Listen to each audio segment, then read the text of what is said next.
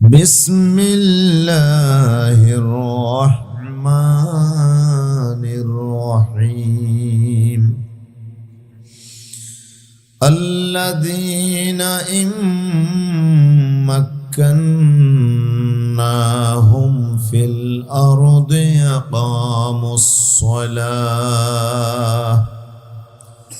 أقاموا الصلاة وآتوا الزكاة وأمروا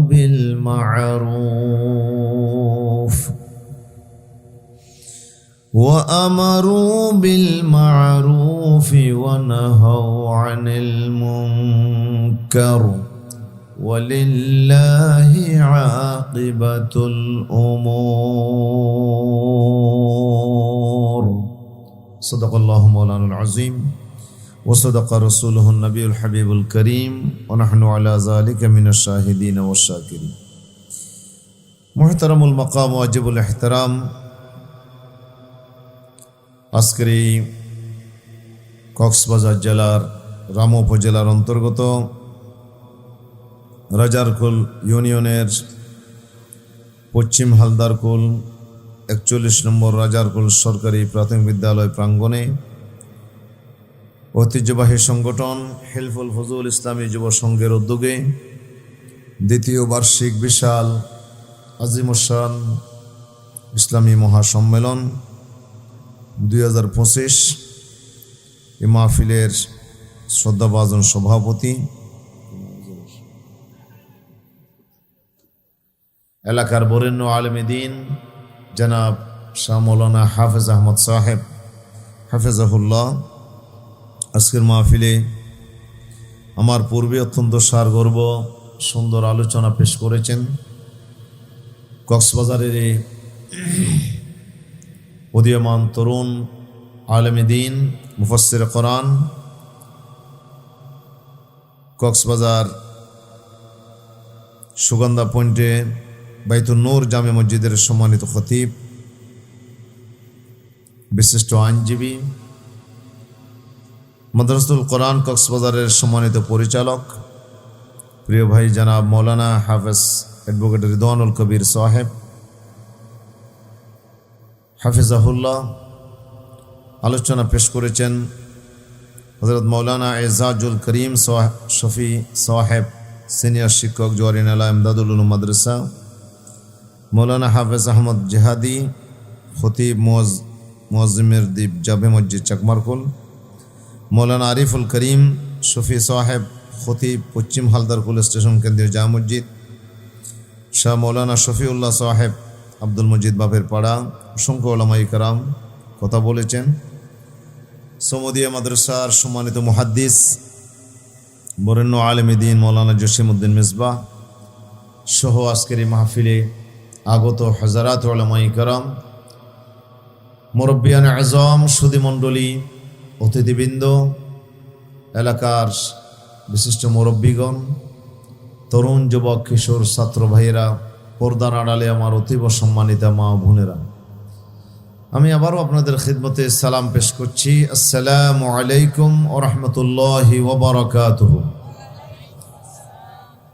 মহান আল্লাহ পাক রব্বুল ইজ্জত ওয়াল জালালের শাহী দরবারে অযুত কোটি শুকর আদায় করছি যে মহান আল্লাহ সুবহানাহু ওয়া তাআলা অত্যন্ত দয়া এবং মেহেরবানি করে আজকে এই এলাকার কিছু তরুণ যুবক কিশোর ভাইদেরকে হেলফুল ফজুল ইসলামী যুব সংঘের ব্যানারে সংগঠিত হয়ে এলাকার সর্বস্তরের তৌহিদি জনতার সহযোগিতায় দ্বিতীয়বারের মতো এই বিশাল মাহফিল আয়োজন করার তৌফিক দান করেছেন এবং এই মাহফিলে হাজার হাজার জনগোষ্ঠীর ভেতর থেকে যিনি আমাদেরকে বাছাই করে আজকের মাহফিলে আসার জন্য কবুল করেছেন এবং আমি অধমকে আপনাদের সামনে আখেরি সময় কোরআনে কারীমের এই বরকতময় মাহফিলে আপনাদের সাথে মিলিত হওয়ার যিনি সুযোগ দিলেন, তৌফিক দিলেন, সে মহান মুনিবের দরবারে অন্তরের অন্তঃস্থল থেকে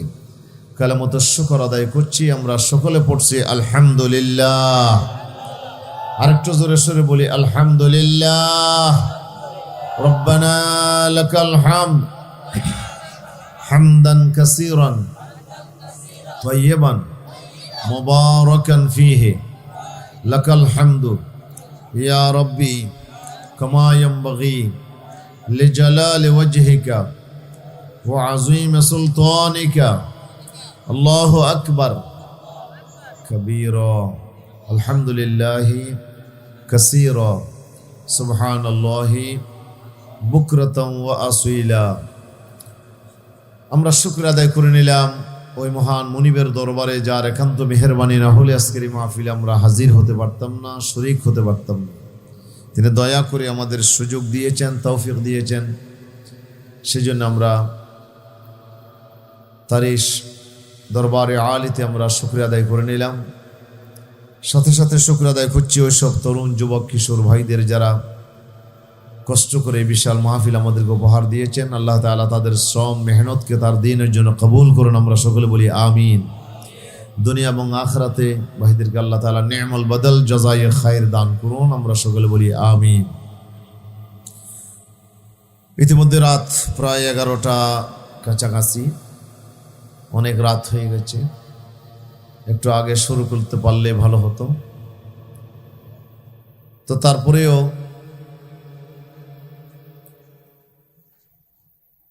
এই শেষ সময়ে, আখেরি সময়ে আসলে আমাদের দেশে একটি কথা আছে, ফ্যাট ভরে গেলে বিরিয়ানি দিলেও কি লাগে না, কি বলেন? আর ফেটে খিদে থাকলে মরিচুরা হাইলেও কি লাগে, বলা নাই।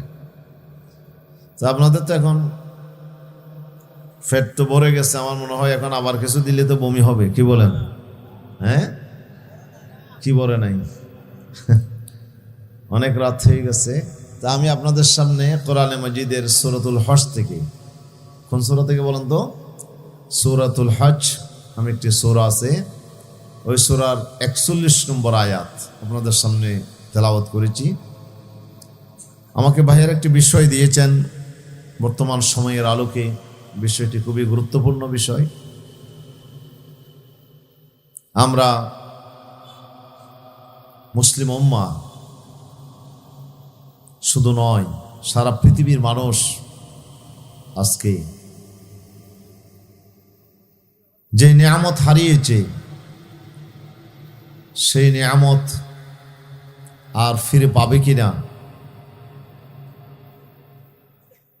এটা আজকে বড়ই কঠিন চ্যালেঞ্জের সম্মুখীন।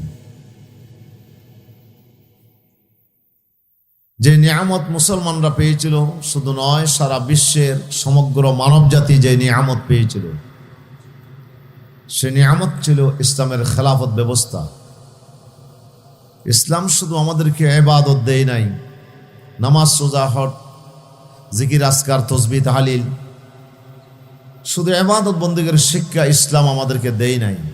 ইসলাম কমপ্লিট কোড অফ লাইফ, বলেন ইসলাম, শুনছেন তো নাকি? কমপ্লিট কোড অফ লাইফ, একটি পূর্ণাঙ্গ জীবন ব্যবস্থা, বলেন না, একটি পূর্ণাঙ্গ জীবন ব্যবস্থা। এতে কোনো সন্দেহ আছে আপনাদের? সন্দেহ যদি করেন ঈমান থাকবে?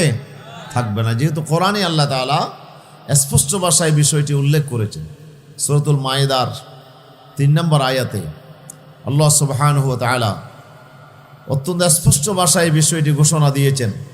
আল্লাহ তাআলা বলছেন, আউযু বিল্লাহি মিনাশ শাইতানির রাজীম, আল ইয়াউমা আকমালতু লাকুম দীনাকুম ওয়া আতমামতু আলাইকুম নি'মাতি ওয়া রাদিতু লাকুমুল ইসলাম দীনা।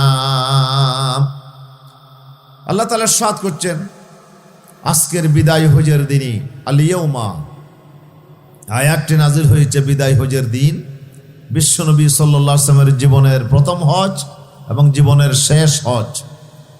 আল্লাহর পয়গম্বর আরফার ময়দানে যখন কসওয়া নামক উটনির উপরে তিনি সওয়ার হয়ে যখন উম্মতের উদ্দেশ্যে তিনি ভাষণ দিচ্ছিলেন, সে আরফার ময়দানে থাকা অবস্থায় আল্লাহ তাআলা আয়াত নবীর উপরে নাজিল করেছেন। আলিয়াউমা, আজকের এই দিনই, আকমালতু লাকুম দীনাকুম, তোমাদের জন্য তোমাদের দিনকে, তোমাদের জীবন ব্যবস্থাকে আমি আল্লাহ তাআলা পরিপূর্ণ করে দিলাম। ঘোষণা কার? আল্লাহ। ওয়া আতমামতু আলাইকুম নি'মাতি, আমার পক্ষ থেকে যে জীবন ব্যবস্থা, তোমরা কেমনে জীবন চালাবা এটার নিয়ম আমি আল্লাহ তাআলা তোমাদেরকে যে শিক্ষা দিয়েছি। একটা মানুষ নিজে নিজে চিন্তা ভাবনা করে একটা নিয়ম ফলো করা, আর একটা হচ্ছে আল্লাহর পক্ষ থেকে যে নিয়ম আল্লাহ তাআলা বলে দিয়েছেন সেই নিয়ম অনুসারে চলা। দুইটার ভিতর পার্থক্য আছে না নাই? আচ্ছা বলেন, ওষুধ ফার্মেসিতে তো ওষুধ আছে, কি বলেন? ওষুধ কতগুলা নিয়ে আপনি আপনার ইচ্ছা মতো আপনি খাইলেন, আপনি ওষুধ সম্পর্কে কিছু জানেন না। আপনি কৃষক মানুষ, জেলে মানুষ, হ্যাঁ আপনি ব্যবসায়ী মানুষ, আপনি তো জানার কথা নয় কোন ওষুধটা কোন রোগের কাজ করে, কয় টাইম খেতে হবে, এটা জানবেন ডাক্তার, কি বলেন? কিন্তু আপনি ডাক্তারের কাছে গেলেন না, আপনি ওষুধ নিয়ে আপনি ইচ্ছে মতো, আপনার ডায়রিয়া হয়েছে, আপনার কিডনির সমস্যা হয়েছে, আপনার লিভারের সমস্যা হয়েছে, আপনার হার্টের সমস্যা হয়েছে, আপনার ইচ্ছা মতো আপনি ওষুধ খাইলেন।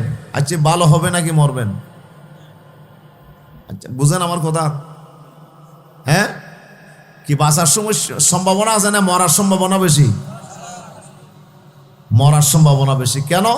আপনি আন্দাজে অনুমানে কোন রোগের কি ওষুধ আপনি জানেন না, কয় টাইম খেতে হবে আপনি জানেন না, আপনি ইচ্ছা মতো খেলেন, তাহলে আপনি বাঁচার চেয়ে মরার সম্ভাবনা বেশি, অ্যাক্সিডেন্ট করার সম্ভাবনা বেশি, ঠিক কিনা বলেন?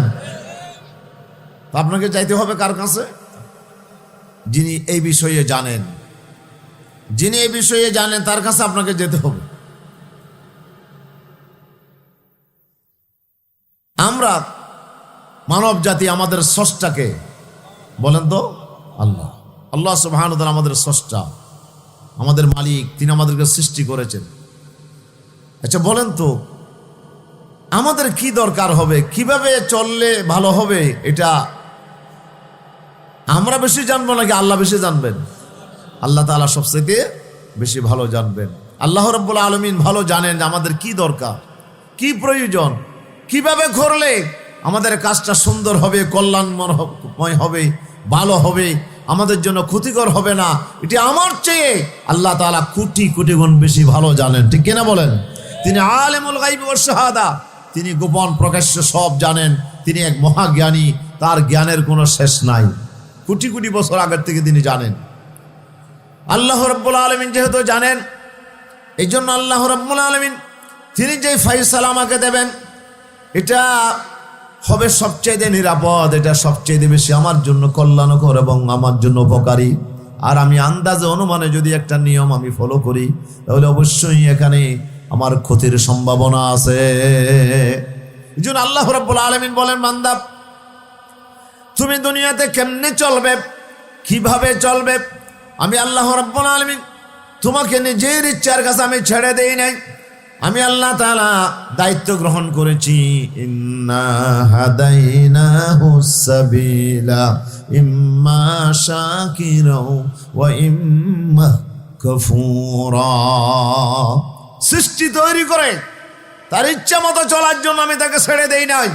প্রত্যেকটা সৃষ্টি চলার জন্য কিভাবে চলবে সেটার গাইডলাইন দেওয়ার দায়িত্ব আমি আল্লাহ কুদরতের হাতে গ্রহণ করছি। ইন্না আলাইনা লাল হুদা, হেদায়েতের দায়িত্ব কার বলেন? গোটা সৃষ্টি জগতের হেদায়েতের দায়িত্ব কে নিয়েছেন? সূর্য তৈরি করে আল্লাহকে ছেড়ে দিয়েছেন নাকি নিয়ম ঠিক করে দিয়েছেন? কিভাবে চলবে, কিভাবে চলবে, কোন কক্ষপথে চলবে, হ্যাঁ কোন আপনার গতিতে চলবে সেটা ঠিক করে দিয়েছেন কে? সূর্য যদি তার ইচ্ছা মতো চলতো আজকে দিন রাত কি আমরা হতো? সূর্য যদি বলে আমি একটু রেস্ট নেব তাহলে তো আর দিন হওয়ার আর সম্ভাবনা ছিল না, রাত থাকতো, আর যেখানে দিন সেখানে দিন থাকতো, আর রাত হতো না, ঠিক কিনা বলেন না? সূর্যকে তার ইচ্ছা মতো চলতে পারে? সূর্য তার ইচ্ছা মতো চলতে পারে না। আইন ঠিক করে দিয়েছেন কে? আল্লাহ সুবহানাহু ওয়া তাআলা। চন্দ্র তার ইচ্ছা মতো চলতে পারে না, চন্দ্রের জন্য আইন ঠিক করে দিয়েছেন আমার আল্লাহ। সাগর জোয়ার ভাটা হয়, এটা কি সাগরের ইচ্ছাই হয় না আল্লাহর ইচ্ছাই হয়? আল্লাহর ইচ্ছাই। বুঝেন আমার কথা? বাতাস কি আল্লাহর হুকুমে চলে না নিজের ইচ্ছা মতো চলে? আল্লাহর হুকুমে চলে। বাতাস, পানি, আগুন, পৃথিবীর যত সৃষ্টি আছে সব সৃষ্টিগুলো আল্লাহ তাআলা বলছে আমি সৃষ্টি করে তাকে ছেড়ে দেই নাই। তার হেদায়েতের দায়িত্ব, সে কিভাবে চলবে সেটার গাইডলাইন দেওয়ার দায়িত্ব আমি আল্লাহ আমার কুদরতের হাতে গ্রহণ করেছি। আল্লাহু আকবার। এটা স্রষ্টা হিসাবে কার দায়িত্ব? আল্লাহ। যিনি সৃষ্টি করবেন তার দায়িত্ব হচ্ছে এটা। কেন? আপনি যে একটা ওষুধ কিনলেন, মাঝে মাঝে ওষুধ কিনেন না? ওষুধের যে আপনি সিরাপ কিনলেন, মনে করলাম সিরাপ ভিতরে বোতল আছে। আচ্ছা, বোতল আছে নাকি আরো কিছু আছে? ওষুধ তো আছে বোতলের ভিতরে। আচ্ছা, বোতলের বাইরে আর কিছু নাই? প্যাকেটের ভিতরে কি আছে? একটা ছোট্ট কাগজ নাই? আছে কিনা খেয়াল করছেন? ফার্মেসির সিরাপ কিনছেন, নাফা সিরাপ, তারপরে কি আরো কত সিরাপ আছে। সিরাপগুলো কেনার পরে এই সিরাপের বোতলের ভিতরে, বোতলের সাথে একটা ছোট্ট কাগজ আছে। ওই কাগজের মধ্যে ইংরেজিতে অথবা বাংলাতে অথবা আরবিতে, সৌদি আরবে দেখবেন প্রায় আরবিতে লেখা আছে। আচ্ছা, কি লেখা আছে এখানে? ব্যবহার বিধি। মাশাআল্লাহ। আপনি একটা টেলিভিশন কিনেছেন, আপনি একটা কম্পিউটার কিনেছেন, একটা মোবাইল কিনেছেন, মোবাইলের সাথে একটা একসঙ্গে বই আছে, একটা ছোট্ট বই, একটা ছোট্ট বই সেখানে দেওয়া হয়েছে, একটা কাগজ সেখানে দেওয়া হয়েছে, ওখানে লিখে দেওয়া হয়েছে আপনি মোবাইল কেমনে চালাবেন, কোন অপশনে কি কাজ হয়, কোনটা টিপলে পরে কি হয়, সব লেখা আছে ওই কাগজের মধ্যে। ঠিক কিনা বলেন? কে করেছেন এটা? ও, মোবাইল যে বানাইছে, যে কোম্পানি মোবাইল তৈরি করেছে, সে একটা কাগজ লিখে দিয়েছে। ওইভাবে যদি আমরা চালাই তাহলে মোবাইলটা ভালোভাবে চলবে। ওষুধ কোম্পানির দায়িত্ব হচ্ছে ওষুধটা কোন রোগের জন্য ট্রিটমেন্ট করে, কোন রোগের জন্য এটা খেতে হবে, কয় টাইম খেতে হবে, এটা তাকেই বলে দিতে হবে, যেহেতু সে সবচাইতে ভালো জানে। আমার জানার সম্ভাবনা, আমি তো জানি না কি দিয়ে ওষুধ বানাইছে, কোন রোগের ট্রিটমেন্ট করে, এটা কয় টাইম খেলে ভালো হবে, গুণাগুণ কি আছে, এটা তো আমি জানি না। উনি তো ভালো জানেন, যিনি কোম্পানি। এই জন্য কোম্পানির দায়িত্ব হচ্ছে ওষুধটা কিভাবে খাবো এটার নিয়ম বিধি বলে দেওয়া তার দায়িত্ব। কোন কোম্পানি যদি এটা বলে না দেয় তাহলে সে দায়িত্বহীন কাজ করেছে, সে তার দায়িত্ব অবহেলা করেছে, তার ওষুধ খাওয়া যাবে না। ঠিক কিনা? বুঝেন আমার কথা? তাহলে যে মোবাইল তৈরি করছে তার দায়িত্ব মোবাইলটা কেমনে ব্যবহার করবে এটার নিয়ম বিধি বলে দেওয়া। ওষুধ যে তৈরি করেছে তার দায়িত্ব ওষুধ কেমনে খাবো তার নিয়ম বিধি বলে যাওয়া। এই বিশাল জগৎ তৈরি করলেন কে? তো আল্লাহর একটা দায়িত্ব নাই? কথা বলেন। আল্লাহর একটা দায়িত্ব আছে। আল্লাহ বলছে আমি সৃষ্টি করে ছেড়ে দেই নাই। হযরত মূসা আলাইহিস সালাম যখন ফেরাউনের কাছে গেলেন আল্লাহর নির্দেশে, এই ফেরাউনের কাছে যাও মূসা, তাকে হেদায়েত করো।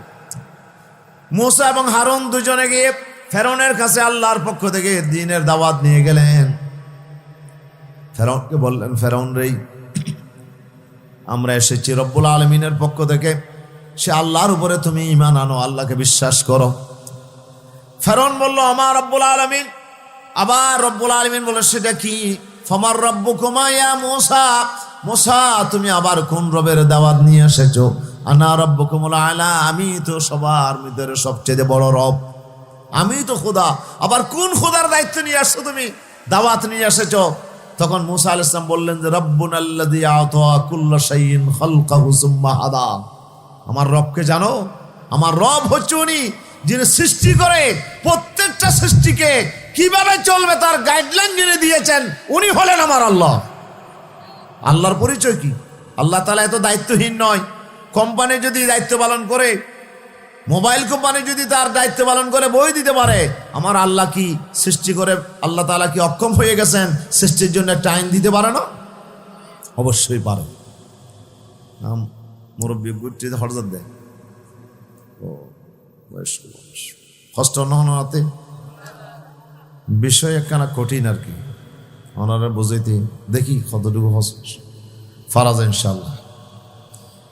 প্রিয় হাজিরিন, এবার আসেন তাহলে যে কোম্পানি বানাবে সেই কোম্পানির দায়িত্ব হলো তার নিয়মবিধি বলে দেওয়া।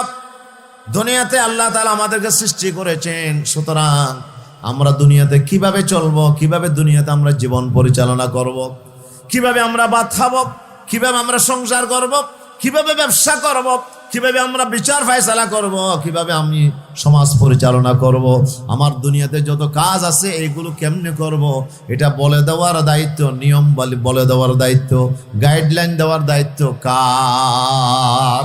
আল্লাহ বলছে সেটা আমার দায়িত্ব। ইন্না আলাইনা লাল হুদা ওয়া ইন্না লানা লাল আখিরাতা ওয়াল উলা। হেদায়েতের দায়িত্ব আমি আল্লাহ তাআলার। আমি সব সৃষ্টির বেলায় আমার দায়িত্ব পালন করেছি, আমি তোমার বেলায়ও সেই দায়িত্ব পালন করেছি। শ্বাস করেন না আমরা সবাই? হ্যাঁ করেন। আচ্ছা, দান বিজাত দিতে হয় না? নইলে গ্যাস বাইর হবে? হবে। আচ্ছা, দান সারা ফেলার আগে যে দান বিজাত দিতে হয়, বিজাত দেওয়ার পরে কি বের হয়? গ্যাস বের হয়। গ্যাস বের হওয়ার কদিন পরে ফেলাইতে হয়। যে পানিতে বিজাত দিলেন, তারপরে 2-3 দিন থাকে না, পানিতে ভিজতে হয়, তারপরে গ্যাস বাইর হয়, তারপরে আপনি সেটা নিয়ে দান ভেঙে তারপরে কোথায় ফেলি আমরা? ঠিক আছে না? আচ্ছা, ফেলেন দে, একটা একটা ফেলে নাকি সিঁড়ি দেন? সিঁড়ি। আচ্ছা, এবার একটু খেয়াল করেন দেখি, সিঁড়ি তো দিলেন আপনি, দান যেটা যেখানে ইচ্ছা সেখানে পড়লো, কিন্তু এখানে দানের মধ্যে গ্যাস কয়টা আছে?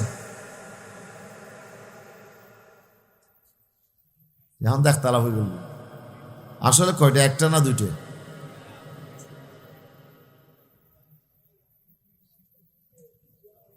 কয়টা বাইরেছে?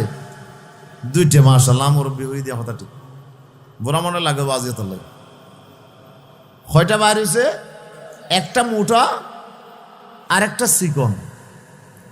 দানের দুই মাথা থেকে বা দুই দিক থেকে দুইটা বের হয়েছে, একটা মোটা আর একটা চিকন, দুইটা গ্যাস বাইর হয়েছে। এখন আপনি সিটে দিলেন, কিন্তু সিটে দেওয়ার পরে যেটা মোটা আর যেটা চিকন, কোনটা কোন দিকে যাবে? হ্যাঁ, চিকনটা নিচের দিকে যাবে না, আর মোটাটা উপরের দিকে যাবে। তাহলে দান হবে, এটা সারা হবে।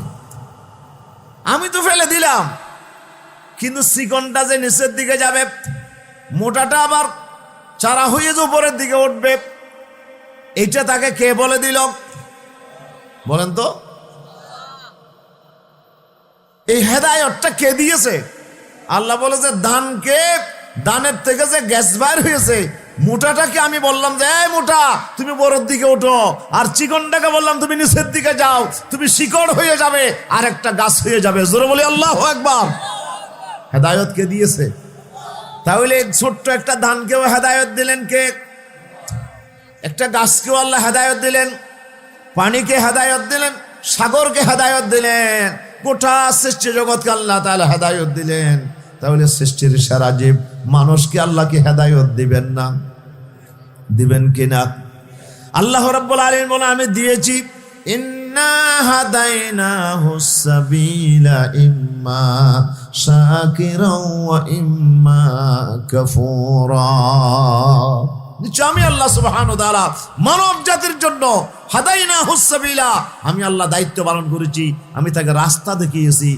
তুমি কিভাবে চলবে, তুমি কোন পদ্ধতিতে তোমার জীবন চালাবে, কিভাবে তুমি দুনিয়ার কাজকর্ম করবে, সব পদ্ধতিগুলো আমি আল্লাহ তাআলা মানুষকে শিখাইয়া দিয়েছি, তাকে হেদায়েত দিয়েছি। ইম্মা শাকিরা ওয়া ইম্মা কাফুরা। এই মানব জাতি, তুমি আবার আমার হেদায়েত মেনে চললে তুমি কি আমার কৃতজ্ঞ হও, শুকরগুজার হও, নাকি আমার নাফরমানি করো? আমি আল্লাহ তাআলা এবার দেখতে চাই, ঠিক কিনা? এবার আমি আল্লাহর দিয়া হেদায়েত, আল্লাহর দিয়া গাইডলাইন যদি আমি ফলো করি, আল্লাহ তাআলা বলে দিয়েছেন ফামান তাবিআ হুদায়া ফালা খাউফুন আলাইহিম ওয়ালা হুম ইয়াহজানুন। আল্লাহু আকবার। আল্লাহ তাআলা বলে দিয়েছেন আমার হেদায়েত যদি তুমি ফলো করো, তাহলে আমি আল্লাহ তাআলা গ্যারান্টি দিলাম ফালা খাউফুন আলাইহিম, তোমার জন্য কোনো ভয় থাকবে না, কোনো আমার হেদায়েত মানলে কোনো ক্ষতি হবে, লস হবে, কোনো অসুবিধা হবে, এই ধরনের কোনো ভয় থাকবে না, কোনো আশঙ্কা তোমার জীবনে থাকবে না।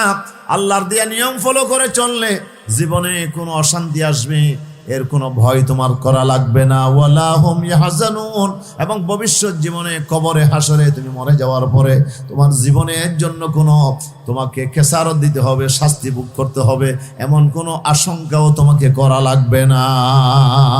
আমি আল্লাহর হেদায়েত মতো যদি চলো, দুনিয়ার জীবনেও তুমি শান্তি পাবে, মরণের পরে অনন্ত সীমকালের হায়াতও আমি তোমাকে শান্তিতে রাখবো, এতে কোনো তোমার টেনশন করা লাগবে না। সুবহানাল্লাহ। ঘোষণা কার?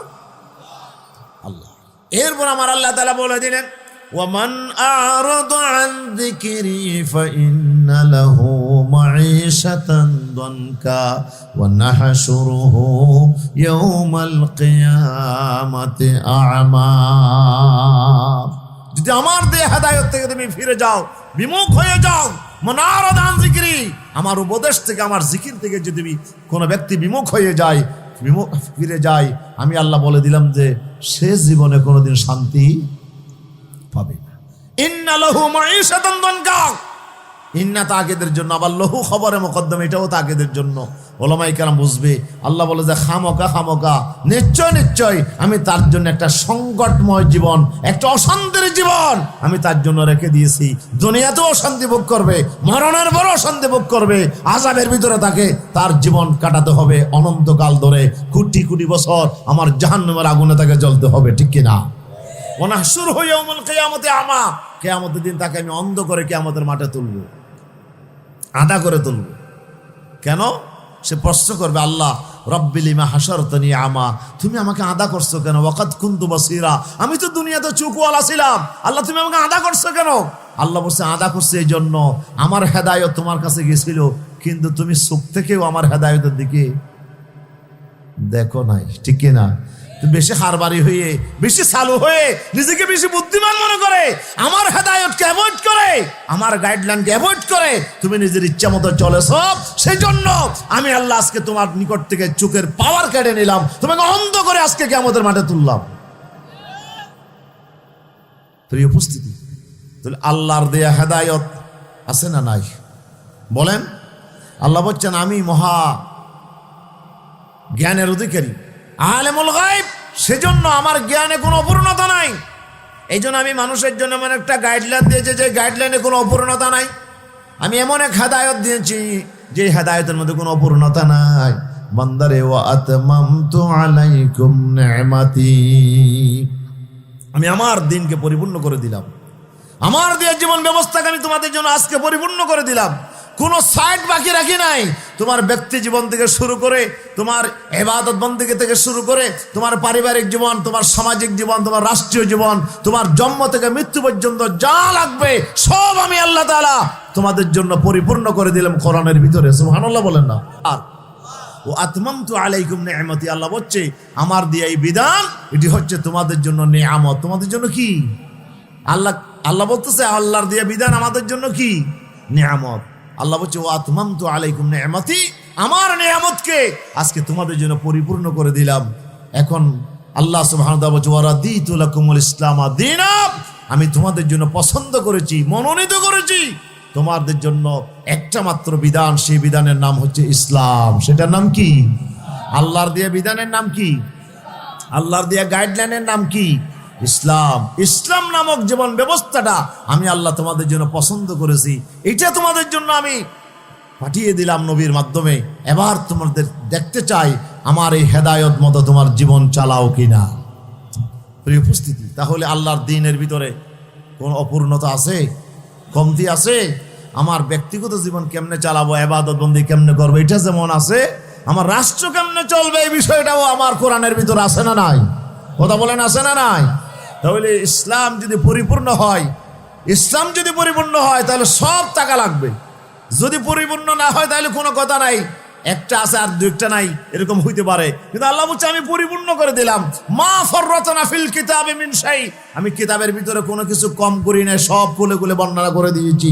আল্লাহ তাআলা বলছে, নাযালনা আলাইকাল কিতাবা তিবয়ানাল লিকুল্লি শাইইন, আমি এমন এক কিতাব নাজিল করেছি যে কিতাবের ভিতরে তিবিয়ানুল লিকুল্লি শাই, বান্দা তোমার জন্য যা দরকার সব আমি আল্লাহ তাআলা সুস্পষ্ট করে বর্ণনা করে দিয়েছি। আল্লাহু আকবার, জোরে বলি আল্লাহু আকবার। তাহলে আল্লাহ রাব্বুল আলামিন স্পষ্ট কোরআনে ঘোষণা দিলেন, আল্লাহ তাআলা দিনকে পরিপূর্ণ করে দিলেন।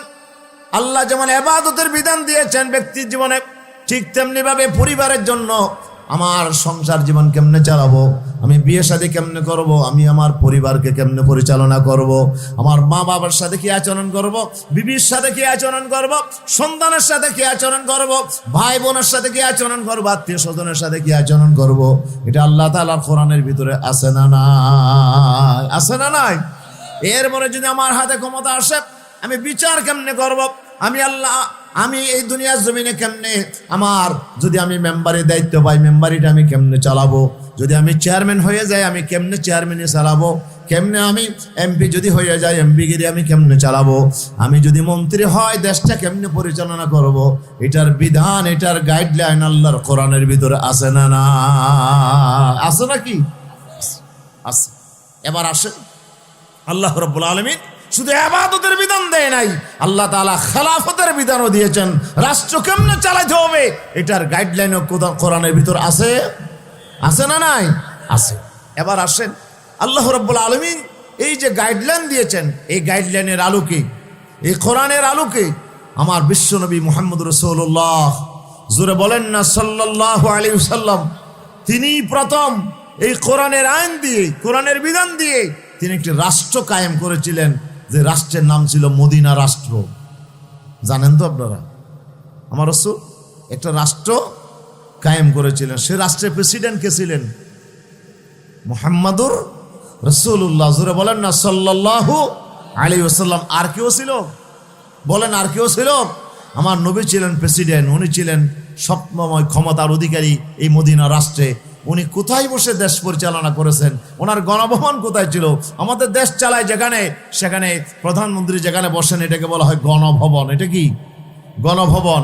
এই গণভবনে বসে, বা প্রেসিডেন্ট যদি আপনার প্রেসিডেন্ট শাসিত হয় তাহলে বঙ্গভবনে হবে, বঙ্গভবনে বসে এই যে দেশ পরিচালনা করা হয়। আমার বিশ্বনবী মদিনার রাষ্ট্র তিনি পরিচালনা করেছেন কোথায় বসে? মসজিদে নববীতে বসে। মসজিদে নববীতে বসে আল্লাহ রাসূল সাল্লাল্লাহু আলাইহি ওয়াসাল্লাম দেশ চালিয়েছেন কয় বছর? 10 বছর। কয় বছর বলেন তো? মদিনার জীবনের 10টা বছর তিনি রাষ্ট্র পরিচালনা করেছেন। 10 বছর পরে বিশ্বনবী সাল্লাল্লাহু আলাইহি ওয়াসাল্লাম রাষ্ট্র পরিচালনার দায়িত্ব পালন করে তিনি এই দুনিয়া থেকে বিদায় গ্রহণ করেছেন, এই দুনিয়া থেকে ইন্তেকাল করেছেন। আল্লাহ রাসূলের পরে এই রাষ্ট্র আবার পরিচালনা করেছেন আল্লাহর পয়গম্বরের সেই সবচেয়ে আপনার কাছের সাহাবী, নবী, বিশ্বস্ত বন্ধু হযরত সাইয়েদনা আবু বকর সিদ্দিক হুজুরে বলি রাদিয়াল্লাহু তাআলা আনহু। পয়গম্বরদের ভিতরে, আল্লাহর পয়গম্বরদের পরে পৃথিবীর জমিনে সবচেয়ে শ্রেষ্ঠ মানুষ হচ্ছে আবু বকর। আফদালুন নাস বা'দাল আম্বিয়া আবু বকর। আবু বকর হচ্ছে সমস্ত পয়গম্বরের পরে সবচেয়ে শ্রেষ্ঠ মানুষ হচ্ছে আবু বকর। সে আবু বকর সিদ্দিক হয়েছে রাষ্ট্রপ্রধান, ঠিক কিনা বলেন? উনি 2 বছর রাষ্ট্র পরিচালনা করেছেন। হযরত আবু বকর ইন্তেকালের পরে 10 বছর রাষ্ট্রপ্রধান ছিলেন হযরত ওমর। কি? ওমর রাষ্ট্রপ্রধান ছিলেন কয় বছর? 10 বছর। আল্লাহ রাসূল বলেছেন আমার পরে কেউ নবী আসবে না। যদি কেউ নবী হতো লাকানা ওমর, অবশ্যই ওমর আল্লাহর পয়গম্বর হতো, কিন্তু আমার পরে নবী আসার সুযোগ নাই, আমি শেষ নবী। তাহলে এই কারণে ওমর নবী হয় নাই, না হলে আমার পরে নবী হওয়ার সুযোগ থাকলে ওমরকে আল্লাহ নবী বানাতেন। সুবহানাল্লাহ বলেন। সেই ওমর রাষ্ট্র চালাইলেন কয় বছর? এটাকে আমি বানায় বলতেছি না, আসল কথা, সত্য কথা। সত্য কথা না মিথ্যা? কোন ভাই কি এটা মিথ্যা বলতে আর কোনো সুযোগ আছে?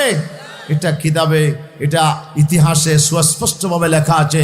রাসূল সাল্লাল্লাহু আলাইহি ওয়াসাল্লামের পরে হযরত আবু বকর সিদ্দিক খলিফা হলেন, এরপরে হযরত ওমর হলেন, এরপরে উসমান হলেন। আল্লাহর পয়গম্বরের জামাতা, 2 জন জামাতা ওসমান এবং আলী। ওসমান চালাইলেন 12 বছর। কয় বছর? উনি যুন্নুরাইন, আল্লাহর পয়গম্বরের 2টা মেয়ে উনি বিয়ে করেছিলেন, হযরত উম্মে কুলসুম এবং রুকাইয়া। একজনের ইন্তেকালের পর আরেকটা বিয়ে করেছিলেন। রাসূল বলেন আমার যদি আরেকটা মেয়ে থাকতো আমি উসমানকে আরেকটা দিতাম। সুবহানাল্লাহ। ওসমানকে রাসূলুল্লাহ ভালোবাসতেন। 12 বছর রাষ্ট্র পরিচালনা করলেন। ওনাকে শহীদ করে দেওয়া হলো। ওনার ইন্তেকালের পরে হযরত আলী হয়ে গেলেন ফাতেমার রাদিয়াল্লাহু তাআলা আনহার জামাতা, আল্লাহ নবীর কলিজার টুকরা মেয়ে ফাতেমার জামাতা, রাসূল পাক সাল্লাল্লাহু আলাইহি ওয়াসাল্লামের চাচতো ভাই আলী হয়ে গেলেন রাষ্ট্রপ্রধান। উনি 6 বছর চালালেন। কয় বছর? টোটাল 30 বছর। এটাকে বলা হয় খোলাফায়ে রাশেদা। বিশ্বনবী যেভাবে রাষ্ট্র চালিয়েছেন হুবহু সেভাবে অক্ষরে অক্ষরে আল্লাহর নবীকে অনুসরণ করে রাষ্ট্র পরিচালনা করেছেন 30 বছর। এই জন্য এটাকে বলা হয় খোলাফায়ে রাশেদা। খোলাফায়ে। এরপরে মুসলমানরা রাষ্ট্র চালাইছে, কিন্তু নবী যেভাবে চালাইছে সেভাবে হুবহু চালাইতে পারে না। একটু ব্যতিক্রম হয়ে গেছে। একটু কি হয়ে গেছে? একটু ব্যতিক্রম হয়ে গেছে। সেই কারণে এটাকে খেলাফত বলা হয় নাই, এটাকে মুলকিয়ত বলা হয়েছে, এটাকে আপনার রাজতন্ত্র বলা হয়েছে। আপনার রাষ্ট্রপ্রধান নিয়োগের বেলা এটা ইসলাম সম্মত হয় নাই, যার কারণে এটাকে পুরোপুরি খেলাফত বলা হয় নাই। তারপরও যতটুকু ছিল বর্তমানের চেয়ে কোটি কোটি গুণ বেশি উন্নত ছিল। ঠিক কিনা বলেন? বর্তমানে যে রাষ্ট্র ব্যবস্থা, এটা তো ইসলামের কোনো নামগন্ধ এখানে নাই। ওই খেলাফতের পরে যে মুলকিয়ত এসেছিল সেখানে শুধু রাষ্ট্রপ্রধানটা জনগণের ইচ্ছার ভিত্তিতে হতো না। যার যার ছেলে খলিফার ছেলে খলিফা হতো, খলিফা যাকে নিয়োগ দিতেন উনি খলিফা হতো। রাষ্ট্রপ্রধান নিয়োগের বেলায় জনগণের ইচ্ছা ছিল না, আর বাকি সব বিষয়গুলো কোরআন হাদিস অনুসারে রাষ্ট্র পরিচালনা হতো। ঠিক কিনা বলেন? এইভাবে রাষ্ট্র পরিচালনা হলো। আল্লাহ রসুলের ইন্তেকালের পরে 30 বছর খোলাফায়ে রাশেদা চালালো। এরপর রাজতন্ত্র আসলো, রাজতন্ত্র মুলকিয়ত আসলো উমাইয়া বংশ, এরপর আব্বাসীয় বংশ। উমাইয়া এবং আব্বাসীয় মিলে শত শত বছর এই রাষ্ট্র পরিচালনা করেছেন। সুবহানাল্লাহ বলেন। উমাইয়ারা রাষ্ট্র পরিচালনা করেছেন, এরপরে আব্বাসীয়রা করেছেন 1500 শতাব্দী পর্যন্ত। আব্বাসীয়রা 1517 খ্রিস্টাব্দ পর্যন্ত তারা রাষ্ট্র পরিচালনা করলো আব্বাসীয়রা। এরপরে ফাতিমি বংশ আসলো, এরপরে তুর্কি খেলাফত কায়েম হয়ে গেল। তুর্কিরা রাষ্ট্র পরিচালনা করলো 1924 সাল পর্যন্ত। কত? 1924 সাল পর্যন্ত গোটা পৃথিবীর জমিনে মুসলমানদের একটা রাষ্ট্র ছিল, সেই রাষ্ট্র ছিল তুর্কি রাষ্ট্র। তুর্কি খেলাফত ব্যবস্থা ছিল, তুর্কিরা ছিল এই রাষ্ট্রের প্রধান, এবং তাদের আন্ডারে অসংখ্য অসংখ্য এলাকা মুসলমানরা আপনার তাদের আন্ডারে ছিল। এই খেলাফত ব্যবস্থা কায়েম ছিল।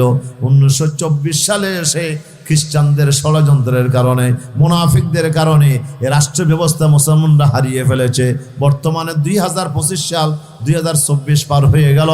100 বছর মুসলমানরা একটা রাষ্ট্র ব্যবস্থা মুসলমানদের হাতে আসলো না, একটা খেলাফত ব্যবস্থা মুসলমানদের কাছে আসলো না। মুসলিম রাষ্ট্র হলো 57টা মুসলিম রাষ্ট্র বর্তমানে আছে। এরপর আরো 6টা যুগ হলো 63টা এখন মুসলিম রাষ্ট্র। এই মুসলিম রাষ্ট্রের ভিতরে মুসলমানরা শাসন করে, কিন্তু কোরআনের আইন দিয়ে, ইসলামের হুকুমত দিয়ে, ইসলামী আইন ব্যবস্থা দিয়ে রাষ্ট্র পরিচালিত হয় না। যদি ইসলামী রাষ্ট্র হতো তাহলে বাংলাদেশে যাকাত ফরজ হতো। ঠিক কিনা? বাংলাদেশে একটা সুদী ব্যাংক বাংলাদেশে থাকতো না। আমাদের দেশে বাংলাদেশে সুদী ব্যাংক আছে না নাই? কথা বলেন। সোনালী ব্যাংক, রূপালী ব্যাংক, কৃষি ব্যাংক, আপনার যমুনা ব্যাংক, আপনার ফুবালী ব্যাংক যত আছে সব কি সুদী। এই সুদী ব্যাংকগুলোতে লেনদেন করে খ্রিস্টানেরা, ঠিক বলো, হিন্দুরা, হ্যাঁ বেগুনে মুসলমানরাই লেনদেন করছে। অথচ আমার আগে শুনলেন যে আল্লাহর নবী, আল্লাহ তাআলা ঘোষণা দিয়েছেন আল্লাহ এবং রসুলের সাথে যুদ্ধ ঘোষণা শামিল হচ্ছে সুদের লেনদেন। ঠিক কিনা? নিজের মাকে বিয়ে করে মার সাথে সংসার করা, মাকে হাজার হাজার বার ব্যভিচার করা হচ্ছে সুদের সবচেয়ে ছোট গুনাহ। আর এই গুনাহটা প্রকাশ্যে দিন দুপুরে আমাদের বাংলাদেশে চলতেছে। সুদী ব্যাংকগুলোতে লেনদেন করতেছে হাজার হাজার মুসলমানেরা। তাহলে বাংলাদেশে কি ইসলাম আছে নাকি? কথা বলেন। বাংলাদেশ যদি ইসলামের রাষ্ট্র হতো এই সুদ কি বাংলাদেশে থাকতো? সুদী ব্যাংকে বাংলাদেশে চলতো না। তাহলে বাংলাদেশে মুসলমানরা শাসন করতেছে। 1947 সালে এই দেশ স্বাধীন হয়েছিল, পাকিস্তানিরা শাসন করলো 24 বছরের পরে আমরা বাঙালিরা শাসন করলাম 53 বছর। বিশাল সময়, 100 বছরের কাছাকাছি সময়। কিন্তু এই 100 বছরের কাছাকাছি সময়ের ভিতরে এই রাষ্ট্রের ভিতরে আমরা মুসলমানরা শাসন করলাম বটে, কিন্তু কোরআনের আইন আমরা এই জমিনে চালু করতে পারলাম না। ঠিক কিনা? আল্লাহ তাআলা বলেন চুরি করলে কি করে দাও? শুনছেন? এটা কি আমাদের বানানো কথা না কোরআনে আছে? বলে না কোরআনে আছে না নাই? আল্লাহ তাআলা বলছেন আস-সারিকু ওয়াস-সারিকাতু ফাকতাউ আইদিয়াহুমা জাযাআম বিমা কাসাবা নাকালাম মিনাল্লাহি ওয়াল্লাহু আজিজুন হাকীম। আল্লাহ তাআলা বলছে যদি কোনো পুরুষ চুরি করে অথবা কোনো মহিলা চুরি করে, সেটা যদি প্রমাণিত হয়ে যায়, অভাবের কারণে চুরি করে নাই, কিসের কারণে? অভাবের কারণে। স্বভাব নষ্ট হয়ে চুরি করেছে, অভাবের কারণে নয়। কোন মানুষ অভাবে পড়ে যদি চুরি করে, আল্লাহর কসম তার হাত কাটা যাবে না, রাষ্ট্র তার হাত কাটতে পারবে না, বরঞ্চ উল্টা যিনি রাষ্ট্র চালাবেন তারই হাত কাটতে হবে। যেহেতু সে রাষ্ট্রে মানুষের অভাব দূর করতে পারে নাই, তার রাষ্ট্র পরিচালনার, তার নেতৃত্বে থাকার অধিকার তার নাই, জনগণের অধিকার সে আদায় করতে পারে নাই। এই জন্য কোনো মানুষ যদি তার সমস্ত অভাব পূরণের পরেও যদি স্বভাব নষ্ট হয়ে যদি অন্য কোনো ভাইয়ের মাল যদি চুরি করে, আল্লাহ বলে যে সেখানে কোনো পুরুষ আর মহিলা যদি ধরা পড়ে এবং সেটা প্রমাণিত হয়, তাহলে তার হাত কি করে দাও? কেটে দাও। আইন দিয়েছেন কে? আমাদের বাংলাদেশে চুরি করলে হাত কাটে। দেখছেন কোনোদিন? বাংলাদেশে হাজার হাজার কোটি টাকা চুরি করছে, বাংলাদেশে ব্যাংকগুলো লুটপাট করে নিয়েছে, হ্যাঁ, ডাকাতি করছে। ডাকাতদের শাস্তি কি? ডাকাতদের শাস্তি আল্লাহ বলছে যদি কেউ ডাকাতি করে তাহলে আল্লাহ তাআলা বলছে তুকাত্তা আইদিহিম ওয়া আরজুলুহুম মিন খিলাফ। সুবহানাল্লাহ। ইল্লা ইউকাত্তালু আও ইউসাল্লাবু আও তুকাত্তা আইদিহিম ওয়া আরজুলুহুম মিন খিলাফ আও ইউনফাউ মিনাল আরদে। 4 প্রকারের শাস্তি দিয়েছেন ডাকাতদের জন্য। কয়টা? হয়তো হত্যা করো, যদি ডাকাত এসে যদি কোনো মানুষকে খুন করে ফেলে তাহলে তার বিচার হবে তাকে খুন করা। এরপরে আও ইউসাল্লাবু, অথবা তাকে শুলিতে হত্যা করা, অথবা তার হাত পা কোনাকুনি কেটে দেওয়া, ডান হাত বাম পা কেটে দাও। একজন ডাকাতের যদি এইভাবে হাত কাটা হয়, পা কেটে দেওয়া হয়, যে বলেন তো জীবনে কোনোদিন আর ডাকাতি করার চিন্তা করবে কিনা? কথা বলেন।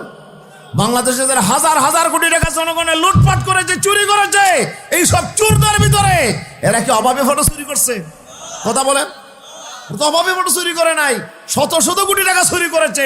মানুষের লাগে কোটি টাকা, জনগণের সম্পদ হাজার হাজার কোটি টাকা যারা চুরি করলো, এই সব চোরদের ভিতর থেকে একজন চোরকে যদি হাত কেটে দেওয়া হয়, আল্লাহর কসম বাংলাদেশে আর কেউ চুরি করার সাহস করতো না।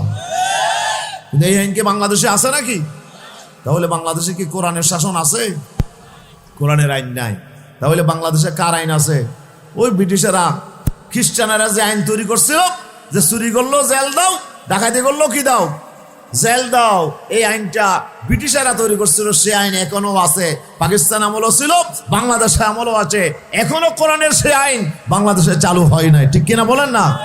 তাহলে এই যে কোরআনের আইন আজকে আমাদের দেশে নাই, এটা পৃথিবীর শুধু মানব জাতি নয়, মুসলমান নয়, গোটা পৃথিবীর মানুষ 100 বছর ধরে ইসলামের রাষ্ট্র পৃথিবীতে পাই নাই। ইসলামের রাষ্ট্র পৃথিবীতে পাই নাই, অথচ ইসলামের রাষ্ট্র হচ্ছে মানব জাতির জন্য আল্লাহর পক্ষ থেকে সেরা নিয়ামত। আলহামদুলিল্লাহ বলেন। মুসলমানের জন্য নয়, শুধু অমুসলমানের জন্য নিয়ামত। যেহেতু ইসলামের রাষ্ট্র যদি হয়, চুরি থাকবে না, ডাকাতি থাকবে না, জানা বেবিচার থাকবে না, মদ থাকবে না, জুয়া থাকবে না, হাইজা থাকবে না, চাঁদাবাজি থাকবে না, মাস্তানি থাকবে না। একটি নিরাপদ রাষ্ট্র জমিনে কায়েম হবে। ইসলামের রাষ্ট্র মানে হচ্ছে আপনার একদিকে অভাবপূর্ণ মুক্ত, কোনো অভাব থাকবে না, কোনো দারিদ্র থাকবে না, কোনো গরিব মানুষ থাকবে না, এবং সেখানে কোনো চোর ডাকাত সন্ত্রাস রাহাজানি করে জনগণের নিরাপত্তা বিঘ্নিত করার কোনো সুযোগ সেখানে থাকবে না। তাহলে জনগণ যদি নিরাপদে থাকে, নিরাপদে ব্যবসা করতে পারে, এটা কি মুসলমানের জন্য শুধু নিয়ামত না, মুসলমানের জন্য নিয়ামত, সকলের জন্য নিয়ামত। ঠিক কিনা? একজন হিন্দু ভাইও নিরাপদে থাকতে পারবে, একজন খ্রিস্টান ভাইও আমার দেশে নিরাপদে থাকতে পারবে, তার ব্যবসা বাণিজ্য সে নিরাপদে করতে পারবে, তার দোকানে হাইজাক হবে না, মাস্তানি হবে না, চাঁদাবাজি হবে না, ডাকাতি হবে না। আজকে দিন দুপুরে আজকে আমার দেশে চাঁদাবাজি হচ্ছে, ফেসবুকে দেখেন নাই?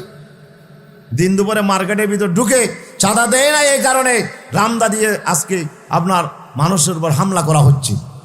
আজকে মহিলারা আপনার দেখা যায়, আপনারা কি মিছিল করছে, চাঁদাবাজির বিরুদ্ধে মিছিল করছে। বাংলাদেশে আজকে দিন দুপুরে চাঁদাবাজি হয়, মাস্তানি হয়, এই আইন দিয়ে কি বাংলাদেশের মানুষ শান্তিতে আছে? কথা বলেন। বাংলাদেশে যদি আজকে এমন একটা রাষ্ট্র কায়েম হতো যে রাষ্ট্রে কোরআনের আইন থাকতো, আর সেই চুরির শাস্তি, ডাকাতের শাস্তি, জানা ব্যভিচারের শাস্তি, মদের শাস্তি কোরআনে যা বলেছে এগুলো যদি বাংলাদেশে জারি থাকতো, এবং সেখানে যদি যাকাত ভিত্তিক অর্থ ব্যবস্থা থাকতো, সুদ যদি বন্ধ হয়ে যেত, জনগণ কত আরামে থাকতো, শান্তিতে থাকতো। এই দেশে শুধু মুসলমান নয়, অমুসলমানরাও নিরাপদে থাকতো। তাহলে ইসলামের রাষ্ট্র ব্যবস্থা শুধু মুসলমানের জন্য নিয়ামত না, পুরো বিশ্ব মানব জাতির জন্য নিয়ামত। এই জন্য ভারতবর্ষ মুসলমানরা শাসন করেছে 850 বছর। কত বছর বলেন? কথা বলেন, কত বছর? 850 বছর মুসলমানরা শাসন করেছে ভারতবর্ষ। অথচ ভারতের জমিনে মুসলমানদের সংখ্যা হচ্ছে কম, আর হিন্দু ভাইদের সংখ্যা বেশি। আর ইউরোপের জমিনে মুসলমানরা শাসন করেছে 800 বছর। আপনার স্পেন শাসন করেছে, গোটা ইউরোপ মুসলমানরা শাসন করেছে 800 বছর। খেলাফত ব্যবস্থা ছিল, সেখানে মুসলমানের চাইতে খ্রিস্টান বেশি ছিল। কিন্তু মুসলমানদের বিরুদ্ধে খ্রিস্টানেরা আন্দোলন করে নাই। এখানে কোনো হিন্দু ভাইয়েরা ইসলামী রাষ্ট্রের বিরুদ্ধে আন্দোলন করে নাই। কেন করে নাই? যেহেতু তারা নিরাপদে ছিল মুসলমানদের আন্ডারে। ইসলামী রাষ্ট্র যতদিন ছিল ততদিন তারা নিরাপদে বসবাস করছিল। তারা খোলা দুয়ারে তারা ঘুমিয়েছিল, খোলা দুয়ারে তারা রাত যাপন করেছিল, ব্যবসা বাণিজ্য করেছিল নিরাপদে, যাতায়াত করেছিল নিরাপদে। বিশ্বনবী বলেছেন, আল্লাহ সুবহানাহু ওয়া তাআলা আমাকে, আল্লাহ তাআলা এমন একটা রাষ্ট্র ব্যবস্থার নিয়ামত আল্লাহ তাআলা আমাকে দান করেছেন। আল্লাহর হাবিব থেকে বর্ণিত হয়েছে, বুখারী শরীফে হাদিস এসেছে, আল্লাহর পয়গম্বর সাল্লাল্লাহু আলাইহি সাল্লাম মক্কার জমিনে দ্বীনের দাওয়াত পেশ করে রাসূলুল্লাহ একটু শান্ত হয়ে আল্লাহর ঘরের পাশে আসলেন। কোথায়? আল্লাহর ঘরের পাশে আসলেন। আল্লাহর ঘরের ছায়ার মধ্যে মুতাওয়াসসিদুন ফি বুরদাতিন লাহু, আল্লাহর পয়গম্বরের একটি চাদরের উপরে রাসূলুল্লাহ, আল্লাহর পয়গম্বর চাদরকে বালিশ বানায়া নবী একটু হেলান দিয়ে আল্লাহর ঘরের ফি জিল্লিল কাবা, আল্লাহর ঘরের ছায়ার মধ্যে তিনি একটু আরাম করতেছিলেন। নবী একটা চাদরকে বালিশ বানাইয়া, বলেন না, চাদরকে বালিশ বানাইয়া ওখানে নবী একটু কি করতেছিলেন? আরাম করতেছিলেন। ফি জিল্লিল কাবা, কাবা শরীফের ছায়ার মধ্যে। ঠিক এই সময় ফাজা আর রাজুলুন, রাসূলুল্লাহর কাছে একজন লোক আসলো, একজন সাহাবী আসলো। সাহাবী এসে বলল, ইয়া রাসূলুল্লাহ, ফাশাকা ইলাইহিল ফাকাতা, অভাবের অভিযোগ করলো। হুজুর, আমরা তো বেশি কষ্টে আছি। বেশি কি আছি? বেশি কষ্টে আছি। আল্লাহ, ইয়া রাসূলুল্লাহ, আমরা বেশি কষ্টে আছি, অভাবের ভিতর আছি। তখন মক্কার মধ্যে দুর্ভিক্ষ চলতেছে, খুব কষ্ট। হুজুর, আমরা বেশি কষ্টে আছি। রাসূলুল্লাহ কোনো কথা বললেন না। কিছুক্ষণ পর আরেকজন লোক আসছে। সুম্মা জাহু রাজুলুন আখর ফাশাকা ইলাইহি কাতা আস-সাবিল, বুখারী শরীফের হাদিস। রাসূলুল্লাহর কাছে এই লোকটা এসে বলে, ইয়া রাসূলুল্লাহ, আমরা তো বেশি অশান্তির মধ্যে আছি। বলে, কি সমস্যা? বলে, দেশে যেভাবে চাঁদাবাজি হচ্ছে, ডাকাতি হচ্ছে, আমরা দিন দুপুরে, আমরা রাতের বেলায় নিরাপদে থাকতে পারি না। যে কোনো মুহূর্তে ডাকাত দল এসে আমাদের ঘর ঘেরাও করে হানা দিয়ে আমাদের ঘর বাড়ি লুটপাট করে তো নিয়ে যায়। সাথে আবার যত মানুষ ভাই, নারী পুরুষ সবাইকে বেঁধে মক্কার বাজারে নিয়ে আজীবনের জন্য গোলাম আর বাঁধি হিসেবে তাদেরকে বিক্রি করে। হুজুর, আমরা তো ডাকাতির শিকার। কিসের শিকার? ডাকাতির শিকার। ডাকাতি যদি হয়, শান্তি না অশান্তি? কথা বলেন। ফতে ডাকাতি হয়, ঘরে ডাকাতি হয়, আপনি কি শান্তিতে থাকতে পারবেন? পারবেন। এক সাহাবী এসে বলল যে অভাবের অভিযোগ করলো, আর এক সাহাবী এসে ডাকাতির অভিযোগ করলো। তখন রাসূল সাল্লাল্লাহু আলাইহি ওয়াসাল্লাম হেলান দিয়ে যে একটু আরাম করতেছিলেন, তার কথা শুনে হুজুর হেলান দিয়া থেকে উঠে ফাজলাসা, রাসূলুল্লাহ বসলেন। বসে বললেন যে, হে আমার সাহাবীরা, ইন্নাকুম তাস্তাজিলুন, তোমরা মনে হয় বেশি তাড়াতাড়ি করতেছো। সুবহানাল্লাহ, তোমরা মনে হয় বেশি তাড়াতাড়ি করতেছো। ওয়াল্লাহি ওয়াল্লাহি লাইউতিম্মান্নাল্লাহু হাযাল আমর, লাইউতিম্মান্নাল্লাহু হাযাল আমর, আল্লাহর জাতের কসম করে বলছি, আল্লাহ তাআলা আমাকে যে মিশন দিয়ে দুনিয়ার জমিনে পাঠিয়েছেন, যে উদ্দেশ্যে পাঠিয়েছেন, সেই উদ্দেশ্য কি আল্লাহ কোরআনে বলে দিয়েছেন। নবীকে আল্লাহ কেন পাঠালেন? আল্লাহ কোরআন শরীফে 3 জায়গায় বলেছেন। কয় জায়গায় বলুন তো? সূরা তাওবার 33 নম্বর আয়াত, সূরা ফাতার 28 নম্বর আয়াত, সূরা সফের 9 নম্বর আয়াত, কয় নম্বর হলো? কয়টা হলো? তিনটা জায়গা, তিনটা সূরাতে আমার আল্লাহ তাআলা একই কথা বলেছেন। নবীকে আল্লাহ কেন পাঠালেন? আল্লাহ বলেন, হুয়াল্লাযী আরসালা রাসূলাহু বিল হুদা ওয়া দীনিল হাক্কি লিইয়ুযহিরাহু আলাদ-দীনি কুল্লিহি। আল্লাহ তাআলা বলেন, আমি আমার রাসূলকে কোরআন দিয়ে পাঠালাম। হুদা, হুদা মানে কি? কোরআন। হুদা মানে কি? কোরআন। কোরআন হচ্ছে গাইড বুক। কোরআনের ভিতর সব লেখা আছে। আমি আল্লাহ তাআলা আমার নবীকে কোরআন দিয়ে পাঠালাম, একা পাঠাই নাই। কোরআনের ভিতরে আমার দ্বীনে হক দিলাম। কোরআনের ভিতরে একটা রাষ্ট্র পরিচালনার জন্য, একজন মানুষ তার জীবন পরিচালনার জন্য যত আইন দরকার, সব আইনগুলো আমি আল্লাহ তাআলা আমার পক্ষ থেকে বর্ণনা করে দিলাম আমার কোরআনের ভিতরে। সুবহানাল্লাহ। আমার নবীকে আমি কোরআন দিলাম, কোরআনের ভিতরে আইন দিলাম, বিধান দিলাম, জীবনের সব ক্ষেত্রে কিভাবে চলবে সেটার হেদায়েত আমি দিলাম। এরপরে আমি আল্লাহ তাআলা নবীকে হুকুম দিলাম, লিইয়ুযহিরাহু আলাদ-দীনি কুল্লিহি। নবীকে দায়িত্ব দিলাম, ও নবী আপনি দুনিয়ার জমিনে যান। দুনিয়ার জমিনে আবু জেহেল, আবু লাহাব, উতবা, সাইবারা নিজের মনের ইচ্ছা মতো যে আইনগুলো তারা তৈরি করে জনগণের উপর শাসন করতেছে, যার কারণে এখন আজকে দুনিয়াতে অশান্তি। দুনিয়াতে বলেন না, মন জক্কা চললে অশান্তি, আল্লাহ দিয়ে নিয়মে চললে শান্তি। বলেন না, আল্লাহ দিয়ে নিয়মে চললে। আমার শরীরের ভিতরে কার নিয়ম চালু আছে? বলেন। চোখে দেখেন নাকি দেখেন না? কানে কি শোনেন? হাতে ধরেন, ফাইয়ে হাঁটেন। আইনটা কে করছে? আপনার শরীরের ভিতরে আইনটা আছে না নাই? নমাতনকে বাজে আছে না নাই? আপনি যে দল করেন না কেন, আপনি বিএনপি করেন, আওয়ামী লীগ করেন, জাতীয় পার্টি করেন, জাসদ করেন, বাসদ করেন, যে পার্টি করেন না কেন, আপনি জমাত করেন, হেফাজত করেন, আপনার শরীরের ভিতর আইন চলে কার? বলেন, আইন চলে কার? আল্লাহ আইন ঠিক করে দিয়েছেন চোখকে দেখার জন্য, কানকে শোনার জন্য, হাতকে ধরার জন্য। আপনি যদি বলেন যে না না আল্লাহর আইন আমি মানি না, আমি আল্লাহর আইন মানি না, আপনি চোখকে বলেন দে চোখ আজকে থেকে তুই দেখবি না, এ খান তুই দেখবি যে তুই, চোখটা বরাট করে দিলেন, বন্ধ করে দিলেন। খানকে বলছে আজ থেকে তোমাকে অর্ডার করলাম, তুমি আমার কান আজকে থেকে তুমি দেখবা। দেখবে না? হ্যাঁ, যদি খানকে বন্ধ করে দিয়ে যদি চোখকে বলে যে আজকে থেকে তুমি শুনবা, মানবে? হাতকে বললাম যে আজকে থেকে তুমি ধরবে না, তোমাকে হাঁটতে হবে, এই তুমি হাঁটবে না, আজকে আমি হাতে হাঁটবো, পারবেন? আমির বান্দা যাবি, ঠিক কিনা বলেন না? নিয়ম চলে কার? আইন চলে কার? আপনার শরীরের ভিতর আইন চলে আল্লাহ। আল্লাহ আইন করে দিয়েছেন, খানা খায়, পানি খায়, সবগুলোকে আল্লাহ মিস করে সেখান থেকে আল্লাহ তাআলা রক্ত তৈরি করেন, ব্লাড তৈরি করেন, ঠিক কিনা বলেন না? এই ব্লাড গুলো সার্কুলেশন করার জন্য আল্লাহ হার্ট দিয়েছেন, হৃৎপিণ্ড দিয়েছেন, কলিজা দিয়েছেন। হৃৎপিণ্ডের কাজ হলো প্রতি মুহূর্তে রক্তগুলোকে এনে পরিষ্কার করে দূষিত রক্তগুলিকে আবার পরিশুদ্ধ করে আবার শরীরের মধ্যে সাপ্লাই করে আমার হার্ট, ঠিক কিনা? আইন করে দিয়েছেন কে? হার্ট যদি একটু অচল হয়ে যায় কি মানুষ বাঁচবে না মরবে? হদিতে মরে গিয়ে কে হদা হার্ট অ্যাটাক করছে বলে, হার্ট অ্যাটাক করছে মানে হার্ট অচল হয়ে গেছে। হার্ট অচল হয়ে গেছে। হার্ট যদি না চলে মানুষ মারা যাবে। আল্লাহর আইন যদি অচল হয়ে যায় মানুষের জীবনে অশান্তি, দুর্ভোগ নেমে আসবে, ঠিক কিনা? আল্লাহ আইন করে দিয়েছেন, খানা পিনা রক্ত তৈরি করার পরে কিছু বর্জ্য, কিছু মলমূত্র আকারে পানিগুলো পেশাব হয়, আর যেগুলো আপনার পায়খানা হয় সেগুলো আবার বের হওয়ার জন্য রাস্তা আছে না নাই? পেশাবেরও রাস্তা আছে, আমাদের মল ত্যাগ করারও কি আছে? রাস্তা আছে। রাস্তাগুলো কে দিয়েছেন? এগুলো আমার আল্লাহ আইন ঠিক করে দিয়েছেন। পেশাবের জন্য আলাদা আইন রাস্তা, মলের জন্য আলাদা রাস্তা, ঠিক কিনা বলেন?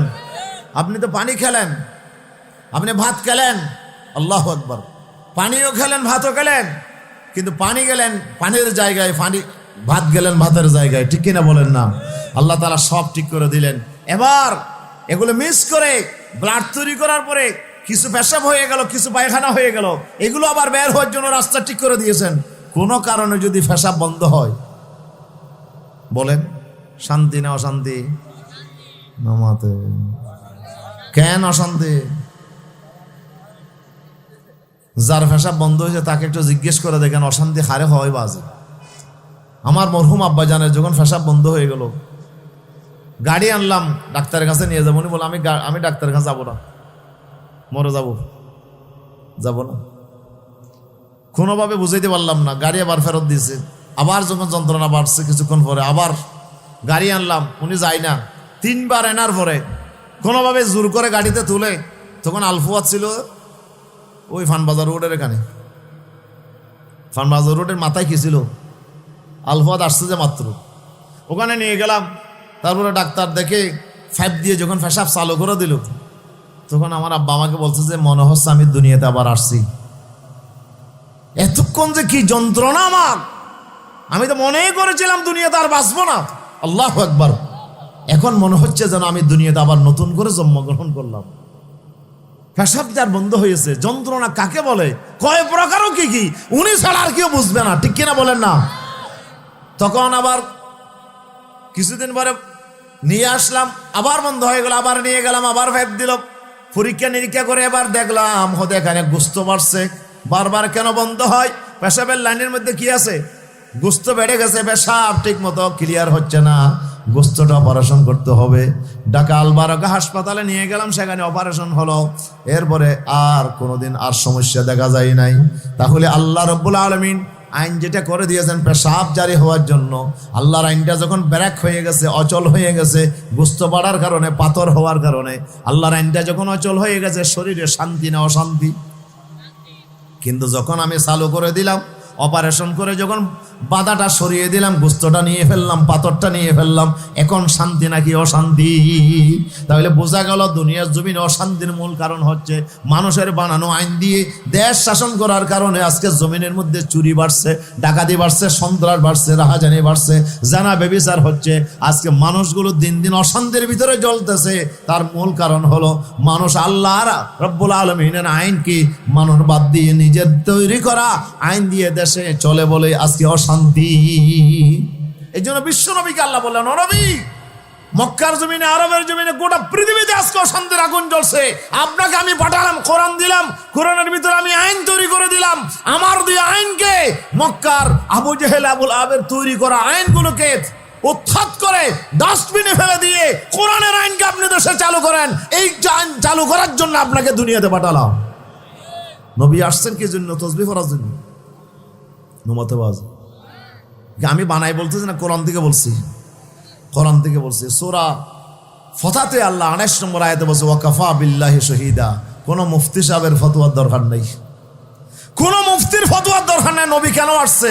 আল্লাহ বলে, আমি আল্লাহ সাক্ষী দিচ্ছি, আমি আল্লাহ যেখানে সাক্ষী দিচ্ছি, আর কোন সাক্ষীর দরকার আছে?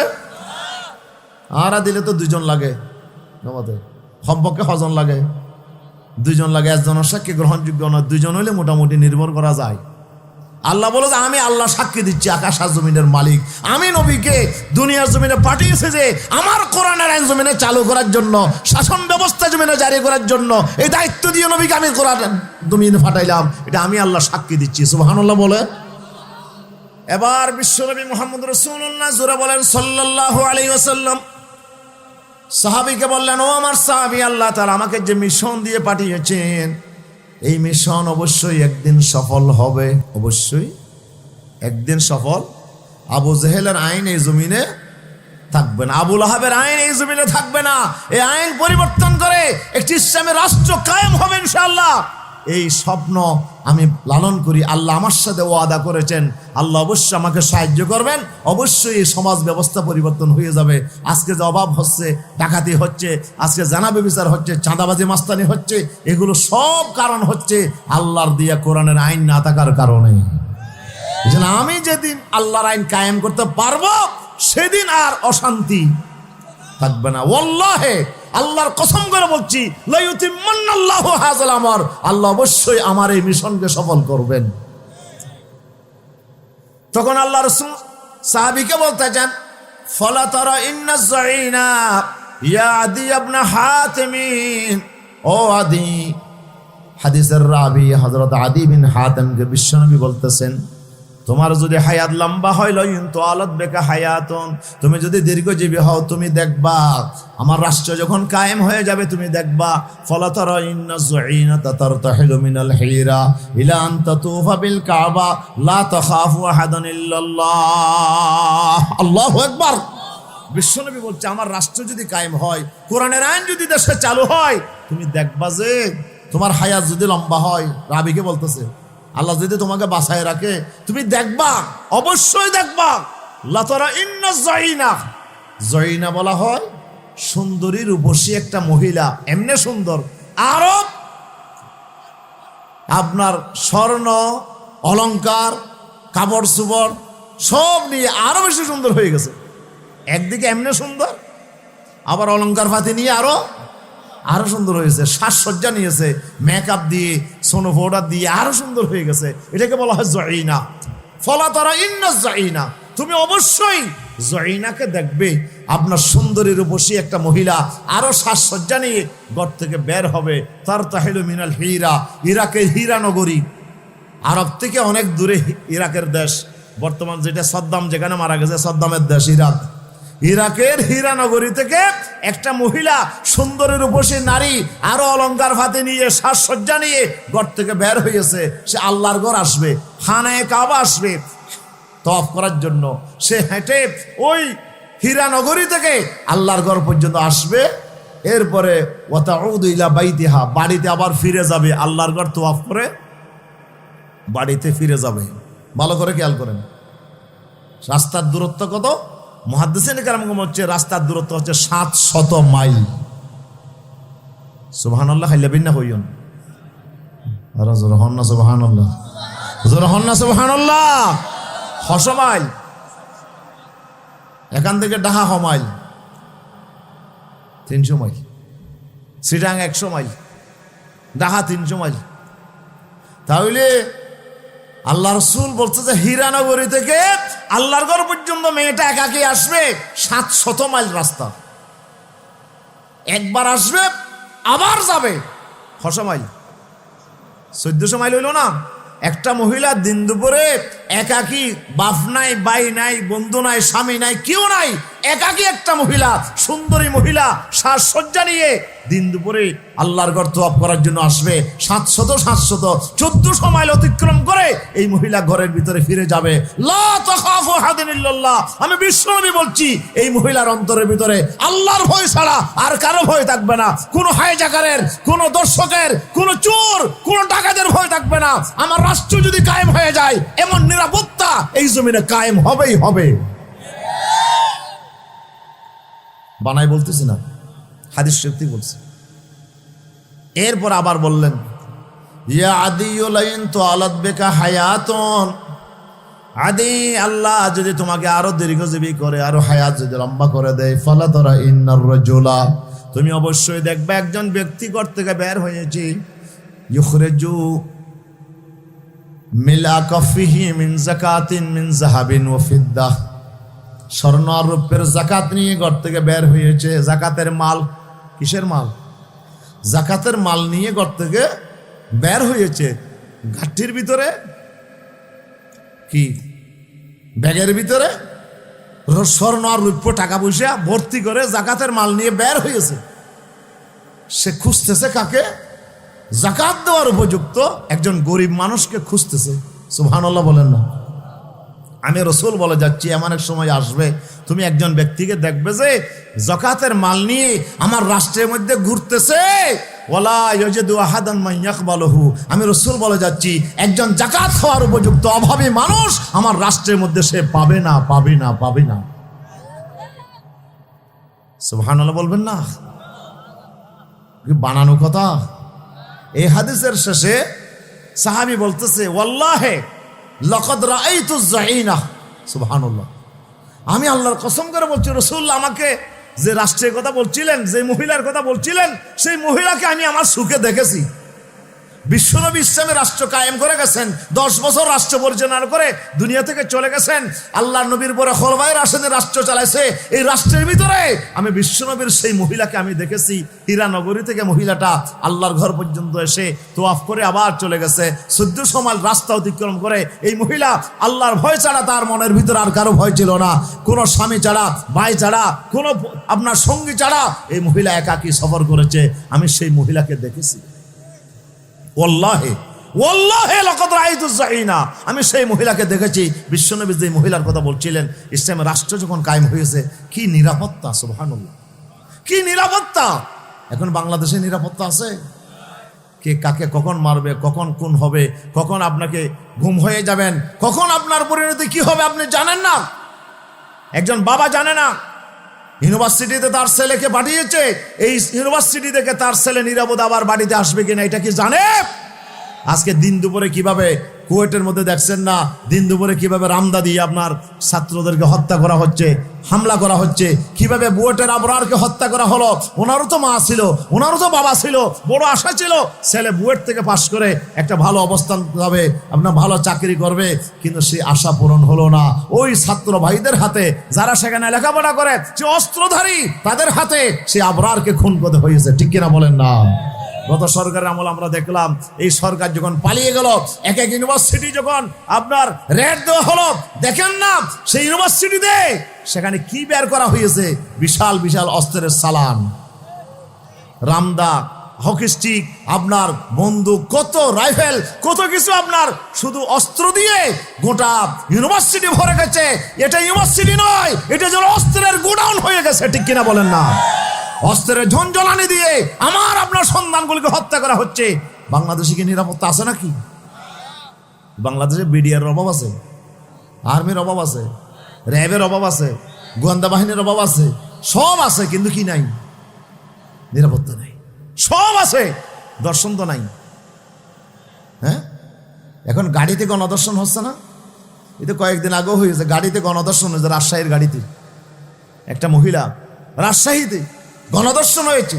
এটা আমাদের আপনার 1 মাস আজকে মনে হয় যে কি, এই যে আমাদের বদরহালি একটা মহিলা গাড়ি থেকে নামছে, এই মহিলাকে আপনার সিএনজি ওয়ালা সে নিয়ে গেছে, তাকে ধরে আপনার ওই ব্রিজের নিচে, তারপরে তার বন্ধু বান্ধব সহ গণদর্শন চালালো এই মহিলাটাকে। এখানে কি কোনো নারীর নিরাপত্তা আছে নাকি বাংলাদেশে? অথচ এই দেশ পরিচালনা করছে একজন মহিলা প্রধানমন্ত্রী, উনি 1 বছর নয় 15 বছর রাষ্ট্র চালালো। বিরোধী দলীয় নেত্রী মহিলা, স্পিকার ছিল মহিলা। এতগুলো মহিলা দায়িত্বে আসার পরেও আমার দেশে মা বোনদের নিরাপত্তা প্রতিষ্ঠিত হয় নাই, ঠিক কিনা? আমার দেশে মা বোনেরা নিগৃহীত হলো, দর্শিতা হলো। তাহলে বাংলাদেশে কি আইন আছে নাকি? বিশ্বনবী বলছে, আমার রাষ্ট্র যদি কায়েম হয়, কোরআনের আইন দিয়ে যদি রাষ্ট্র পরিচালিত হয়, আমি আল্লাহর কসম করে বলছি, তোমরা সুন্দরী রূপসী নারীকে দেখবা যে 700, 700, 1400 মাইল রাস্তা অতিক্রম করে একাকী হাঁটা যাওয়া করবে, আসা যাওয়া করবে, তার মনের ভিতরে আল্লাহর ভয় ছাড়া আর কারো ভয় থাকবে না। রাবি বলছে, সেটা আমি দেখেছি, কিন্তু দ্বিতীয় জনের কথা রসুল বলছিলেন যে হায়াত আরো লম্বা হইলে দেখবা, সেটা আমি এখনো দেখি নাই। ওমর ইবনে আব্দুল আজিজ রহমতুল্লাহ আলাইহির জামানায় এরকম একটা ঘটনা ইতিহাসে আসছে। একটা লোক জাকাতের মাল নিয়ে ঘুরতেছে ইসলামী রাষ্ট্রের মধ্যে। 3 দিন ঘুরছে, 6 দিন নমাতে 3 দিন ঘুরেছে। যার কাছে যায় সে বলে, ভাই আমার তো কোনো অভাব নাই, তুমি আরেকজন অভাবীর কাছে যাও, আমার তো আজকে জাকাত নেওয়ার দরকার নাই। সুবহানাল্লাহ বলেন। উনি জাকাত দিতে পারে নাই। কয়দিন ঘুরলাম? 3 দিন ঘোরার পরে ক্লান্ত হয়ে গেছে। একটা গাছের নিচে তিনি বসার জন্য, একটু আশ্রয় নেওয়ার জন্য তিনি দেখলেন যে গাছের নিচে একজন লোক আপনার তলে তলে নিয়ে বসে আছে। মনে হচ্ছে লোকটা মনে অভাবী হবে, চেহারা সুরত বেশি ভালো নয়, ক্লান্ত শ্রান্ত, হ্যাঁ, মনে হয় সে অভাবে হবে। তখন সে মনে করলো 3 দিন পর্যন্ত ঘুরলাম, আরে মনে হয় আল্লাহ আশা পূরণ করছে, আলহামদুলিল্লাহ, এই অভাবী লোকটাকে পেয়ে মনটা খুশি হয়ে গেছে। জাকাতের মালটা দিয়ে কোনোভাবে আমি দায়িত্বমুক্ত হব, এরপরে আমি আল্লাহর কাছে যাব। লোকটা বড় খুশি হয়ে গেছে, সালাম দিল। সালাম দেওয়ার পরে, ভাই আমি আপনাকে পেয়ে বেশি খুশি হয়েছি। বলে, কি কারণ, সমস্যা কি? কত সমস্যা হচ্ছে, আজকে আমি 3 দিন ধরে ঘুরতেছি, এই রাষ্ট্রের ভিতরে কোনো জায়গায় একজন অভাবী গরিব মানুষ পাইলাম না যাকে আমি আজকে জাকাতের মালগুলো আমি দিতে পারি। সুবহানাল্লাহ। বলে, কদিন করছো? ওদের আজকে 3 দিন। তুমি আমাকে পাইছো অভাবী? তুমি আমাকে পাইছো অভাবী? আল্লাহু আকবার, আল্লাহু আকবার। আমি হাঁটতে হাঁটতে ক্লান্ত হয়ে গেছি, চেহারা সুরত এখন ফ্যাকাশে হয়ে গেছে, মলিন হয়ে গেছে। আমাকে দেখে তুমি অভাবী মনে করছো? না না, আমার তোলের ভিতর দেখো, তোমার চাইতে বেশি স্বর্ণ আর রূপ নিয়ে আমি করতেছি। আজকে 1 সপ্তাহ হয়ে গেছে, 7 দিন হয়ে গেছে, ইসলামের রাষ্ট্রের মধ্যে একজন অভাবী মানুষ এখন আমি খুঁজে পাই নাই যাকে আমি যাকাতের মাল দিতে পারি। আল্লাহু আকবার। আপনি কি এগুলো গল্প মনে করেন? এগুলো কি বানানো গল্প? এগুলো ইতিহাস। ইসলামের রাষ্ট্র কায়েম হওয়ার পরে কি নিরাপত্তা প্রতিষ্ঠিত হয়েছে। আজকে ইসলামের রাষ্ট্র হারিয়ে পৃথিবীর মানুষ কি নিয়ামত হারালো, কি নিয়ামত হারালো।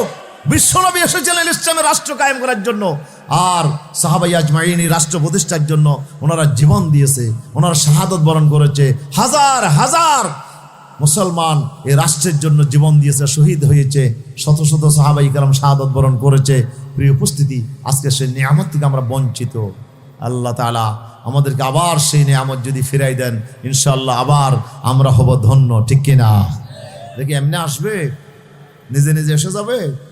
হ্যাঁ, দোয়া দরুদ পড়লে চলে আসবে মনে হয়। আল্লাহ রাসূল যদি দোয়া দরুদ পড়লে আসতো, তাহলে তার তাইফের ময়দানে যাইতে হতো না, বদর উহুদ নবীকে পাড়ি দিতে হতো না, নবীকে দন্দান মোবারক শহীদ করতে হতো না, 27টা যুদ্ধ নবীকে সেনাপতি হয়ে করতে হতো না। সাহাবাই কেরাম 56টা যুদ্ধ নবীর সাহাবাই কেরাম তাদের নেতৃত্বে করেছেন। বিশাল এই 10টা বছরে প্রায় 100টা মতো যুদ্ধ সাহাবাই কেরামদেরকে করতে হয়েছে আল্লাহর এই জমিন, আল্লাহর দ্বীনকে কায়েম করার জন্য, ঠিক কিনা? এই যুদ্ধ আমাদেরকেও করা লাগবে। আমার ছাত্র ভাইয়েরা নিরস্ত্র অবস্থায় জীবন দিয়ে 1400 আমার নিরপরাশ সন্তানেরা, ছাত্র জনতা জীবন দিয়ে বাংলাদেশ থেকে এক জালিমকে তারা বাংলাদেশ থেকে পালাতে বাধ্য করেছে, ঠিক কিনা? এই বাংলাদেশে আবার ফেসিবাদীদের আবার উত্থান হওয়ার আশঙ্কা দেখা যাচ্ছে। এখন বিভিন্ন জায়গায় বিভিন্ন জন আবার চাঁদাবাজি শুরু করেছে। যেই কাজ বিগত ফেসিবাদী শক্তি করেছিল, সেটা আবার আমার দেশে করার চেষ্টা করা হচ্ছে। এখনো বাংলাদেশ জুলুম মুক্ত হয় নাই, এখনো অন্যায় মুক্ত হয় নাই, এখনো আমার দেশে ধর্ষিত হয়, এখনো আমার দেশে আপনার চাঁদাবাজি হয়, মাস্তানি হয়। এগুলো যদি বন্ধ করতে চান, আল্লাহর কোরআনের রাজ কায়েম করা ছাড়া বাংলাদেশে শান্তি প্রতিষ্ঠা করা সম্ভব নয়। রাষ্ট্র কি এমনি হয়ে যাবে? হয়ে যাবে না। এর জন্য আমাকে আপনাকে ঐক্যবদ্ধ হতে হবে, জীবন দিতে হবে, জেলে যেতে হবে। আমাকে আপনাকে আপনার আন্দোলন সংগ্রাম ময়দানে আমাদেরকে ভূমিকা রাখতে হবে। তাহলেই ইনশাআল্লাহ হয়তো আমার ছাত্র জনতার মতো আবার একটা বিপ্লব করা লাগবে, আবার একটা যুদ্ধ করা লাগবে, শত শত হাজার হাজার ভাইদেরকে জীবন দেওয়া লাগবে আল্লাহর কোরআনের রাজ প্রতিষ্ঠার জন্য। প্রস্তুত আছেন কি আপনারা? প্রস্তুত আছেন কি আপনারা? নারায়ে তাকবীর, নারায়ে তাকবীর। আল্লাহ তুমি আমাদের হাতগুলো কবুল করো, আমিন বলেন। আরো জোরে বলেন আমিন। আমার বিশ্বনবী সাল্লাল্লাহু আলাইহি ওয়াসাল্লাম এই রাষ্ট্র প্রতিষ্ঠার জন্য চেষ্টা করেছেন। এই চেষ্টা করা কত সওয়াবের কাজ। রাসূলুল্লাহ বলেছেন, ক্বালান নাবিয়্যু জোরে বলি সাল্লাল্লাহু আলাইহি ওয়াসাল্লাম, মান কাতালা ফুওয়াকা নাকাতিন ওয়াজাবাত লাহুল জান্নাহ, মান কাতালা ফুওয়াকা নাকাতিন ওয়াজাবাত লাহুল জান্নাহ। বিশ্বনবী সাহাবায়ে কেরামদেরকে বলছেন, বদরের যুদ্ধে সাহাবায়ে কেরাম কাতারবন্দি হয়ে দাঁড়িয়ে গেছে যুদ্ধ করার জন্য। একদিকে কাফেররা দাঁড়িয়েছে, আরেকদিকে মুসলমানরা দাঁড়িয়েছে। আল্লাহর পয়গম্বর বললেন, সারিউ ইলা মাগফিরা, সাবিকু ইলা মাগফিরা ওয়া জান্নাতিন আরদুহাস সামাওয়াতু ওয়াল আরদ। ও আমার সাহাবীরা, আল্লাহর জান্নাত অপেক্ষা করতেছে। আল্লাহর জান্নাতে কে কার আগে যাবে, তোমরা তার জন্য প্রতিযোগিতা দাও। আল্লাহর জান্নাত অপেক্ষা করছে। ইয়া রাসূলুল্লাহ, জান্নাত কোথায়? হুজুর বলছে, আল জান্নাতু তাহাতা জালালিস সুয়ুফ। ওই যে তরবারি, ওই যে কাফেরদের ধারালো তরবারি, ওরা অপেক্ষা করতেছে তোমাদেরকে হত্যা করার জন্য। সেই তরবারির ছায়ার নিচে আমি বিশ্বনবী দেখতেছি আল্লাহর জান্নাত অপেক্ষা করতেছে। তোমরা কে কার আগে আল্লাহর জান্নাতে যেতে চাও, তোমরা প্রস্তুত হয়ে যাও, সারে দৌড় দাও। কোন জান্নাত জানো? আরদুহাস সামাওয়াত ওয়াল আরদ। যে জান্নাতের প্রশস্ততা বিশাল আকাশ আর জমিনের চাইতে বেশি। সুবহানাল্লাহ। জান্নাতের বর্ণনা শুনে এক সাহাবী বলল, উমাইর ইবনে হুমাম বলে, ইয়া রাসূলুল্লাহ, বাহ বাহ বাহ বাহ, কি চমৎকার জান্নাত, কি চমৎকার জান্নাত।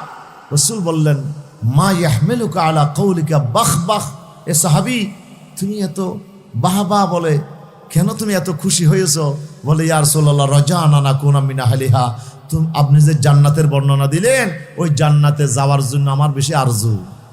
সুবহানাল্লাহ, ওই জান্নাতে যাওয়ার জন্য আমার বেশি বেশি আরজু ইয়া রাসূলুল্লাহ। হুজুর বলেন ইন্নাকা মিন আহলিহা, আমি বিশ্বনবী ঘোষণা দিচ্ছি তুমি জান্নাতি, তুমি জান্নাতি।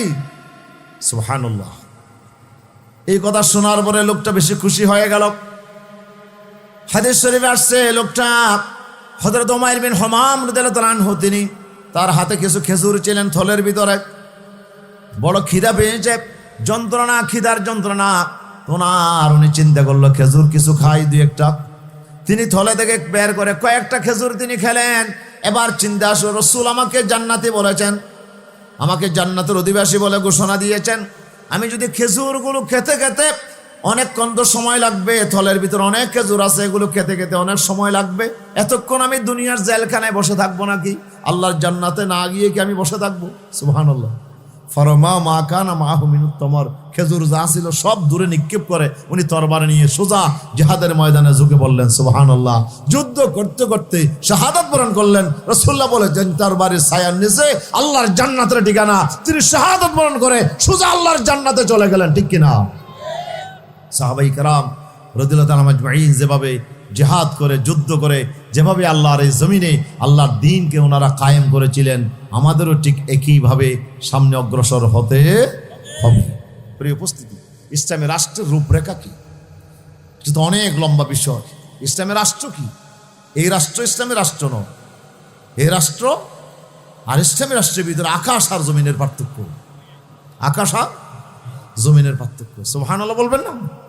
ইসলামের রাষ্ট্রে এক নাম্বার বিষয় হচ্ছে রাষ্ট্রের মালিক হবে, রাষ্ট্রের সার্বভৌমত্ব, রাষ্ট্রের সুপ্রিম পাওয়ার কার হাতে? আল্লাহর হাতে। বলেন না কার হাতে? আল্লাহর হাতে। আল্লাহর হাতে। আল্লাহ রাব্বুল আলামিন হবেন সার্বভৌমত্বের মালিক, আল্লাহ রাব্বুল আলামিন হবেন সুপ্রিম পাওয়ারের মালিক। এখানে আল্লাহর অনুমতি ছাড়া কোনো আইন হবে না, আল্লাহর হুকুম ছাড়া কোনো আইন রচনা করা যাবে না। ইসলাম রাষ্ট্রের সব আইন হবে কার? আল্লাহর। কোরআনে আল্লাহ যেভাবে বলেছেন, কোরআনের হুবহু আইন দিয়ে একটা রাষ্ট্র প্রতিষ্ঠা হবে। এটা কি ইসলামী রাষ্ট্র? এই রাষ্ট্রের সার্বভৌমত্ব আল্লাহ রাব্বুল আলামিনের হাতে থাকবে। পার্লামেন্টে যারা যাবেন, 300 পার্লামেন্ট সদস্য সবাই একমত হলেও আল্লাহর কোরআনের আইনকে ওরা পরিবর্তন করতে পারবে? কোরআনের বিপরীত কোনো আইন তারা পাশ করতে পারবে না। আল্লাহর কোরআনে বলেছেন মদ হারাম, মদ হারাম। পার্লামেন্টের 300 সদস্য যদি বলে মদ হালাল, পারবে? সবাই একমত হলেও মদকে হালাল করতে পারবে না। মদ হারামই হারাম থাকবে। জেনাকে আল্লাহ হারাম করেছেন, এটা হারাম থাকবে। সুদকে আল্লাহ হারাম করেছেন, এটা হারাম থাকবে। তাহলে জনগণ 300 পার্লামেন্ট মেম্বারে 100-150-র উপরে যদি একমত হয়, একটা আইন পাশ হয়ে যায়, আল্লাহ তাআলার কোরআনের রাষ্ট্র যদি কায়েম হয়ে যায়, বিশ্বনবী যে রাষ্ট্র কায়েম করেছেন সেখানে আল্লাহর কোরআনের আইনকে পরিবর্তন করার সাহস পৃথিবীর কাউকে দেওয়া হয় নাই, অধিকার কাউকে দেওয়া হয় নাই। রাষ্ট্রের দায়িত্ব হবে আল্লাহর কোরআনের আইনকে পার্লামেন্টে পাশ করে দেশের মধ্যে চালু করা। দেশের মধ্যে কি করা?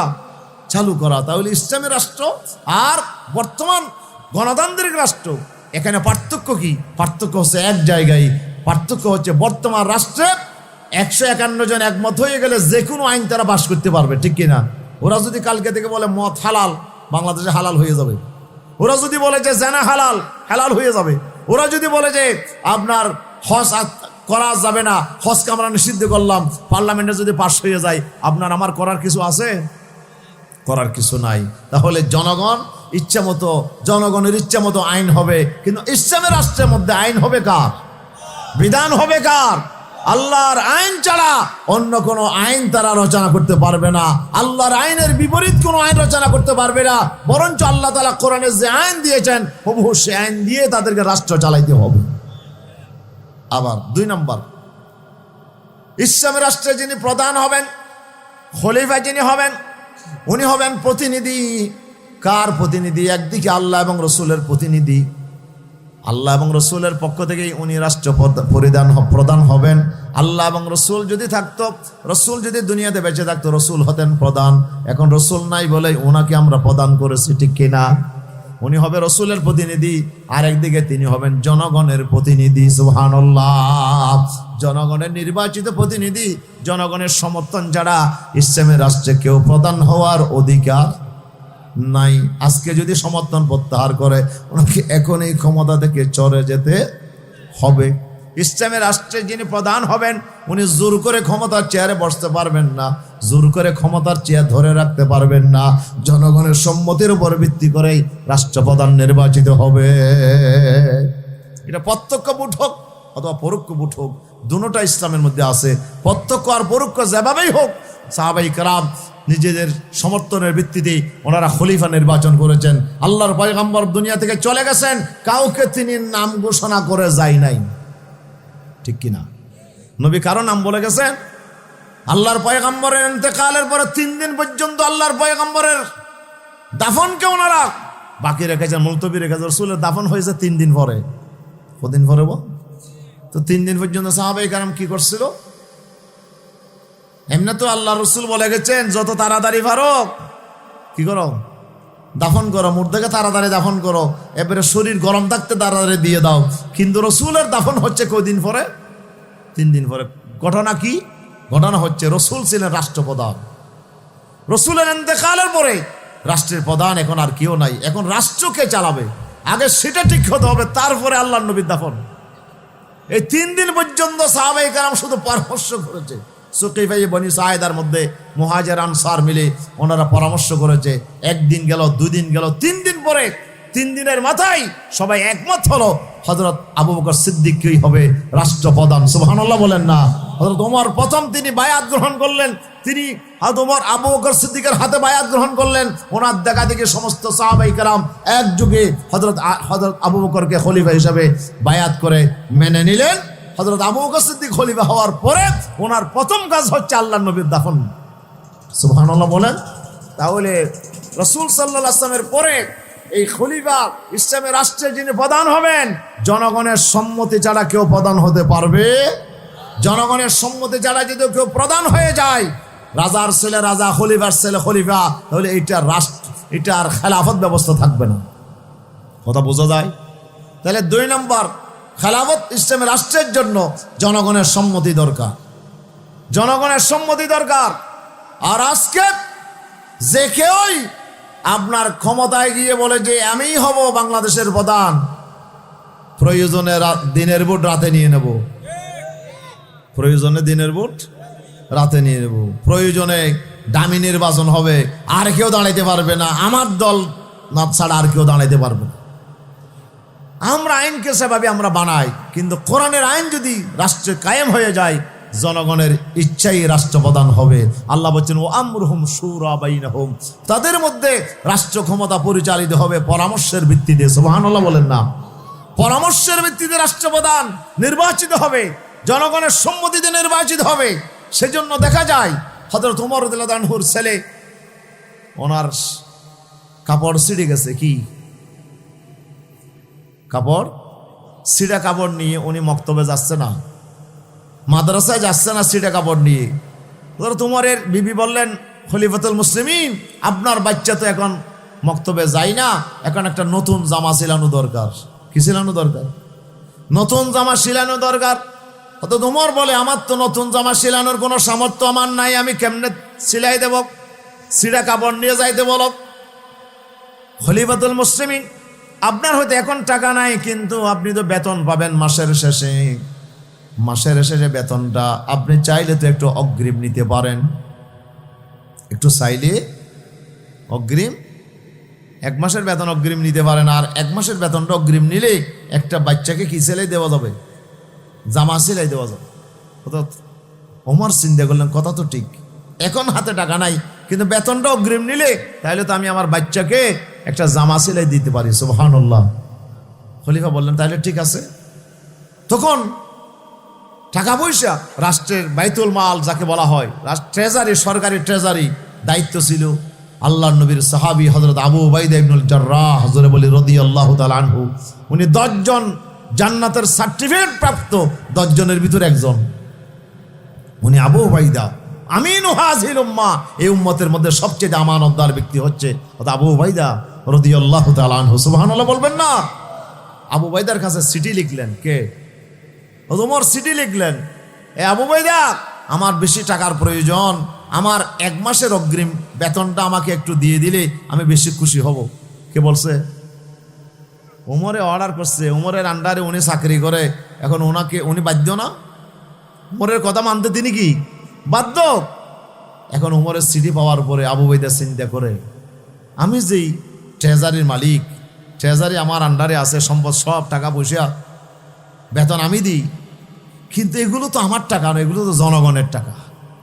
বলেন না কার টাকা? জনগণের টাকা। তো জনগণের টাকা উনি বেতন পাবে, ঠিক আছে, চাকরি করলে না বেতন পাবে? মতে চাকরি করলে না, চাকরি যদি না করে উনি কি বেতন পাবে? তো ওনাকে যদি অগ্রিম আমি বেতন দিয়ে দিই, কিন্তু কালকে যদি উনি মারা যায়,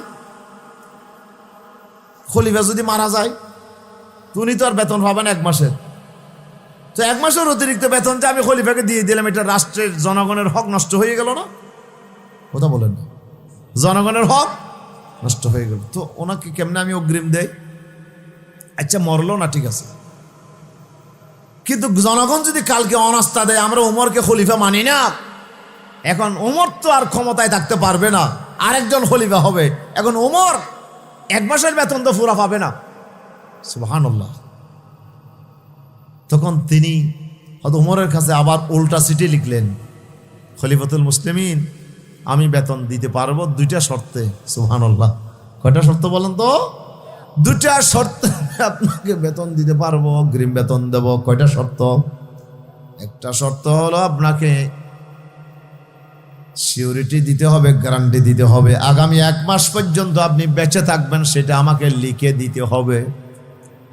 আল্লাহু আকবার! আগামী 1 মাস আপনি বেঁচে থাকবেন, এটার গ্যারান্টি আমাকে দিতে হবে।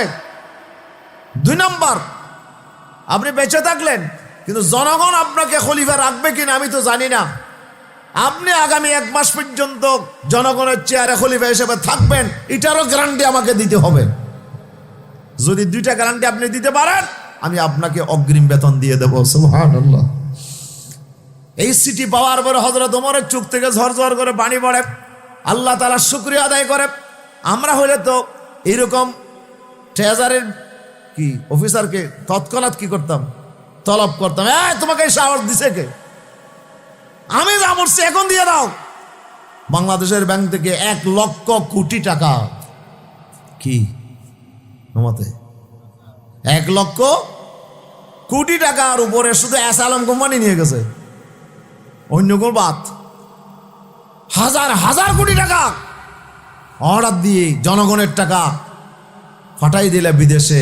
আর আজকে 2000 টাকা চেক নিলেও ব্যাংকে 1-2000 টাকা চেক দিতে পারে না, ঠিক কিনা বলেন না?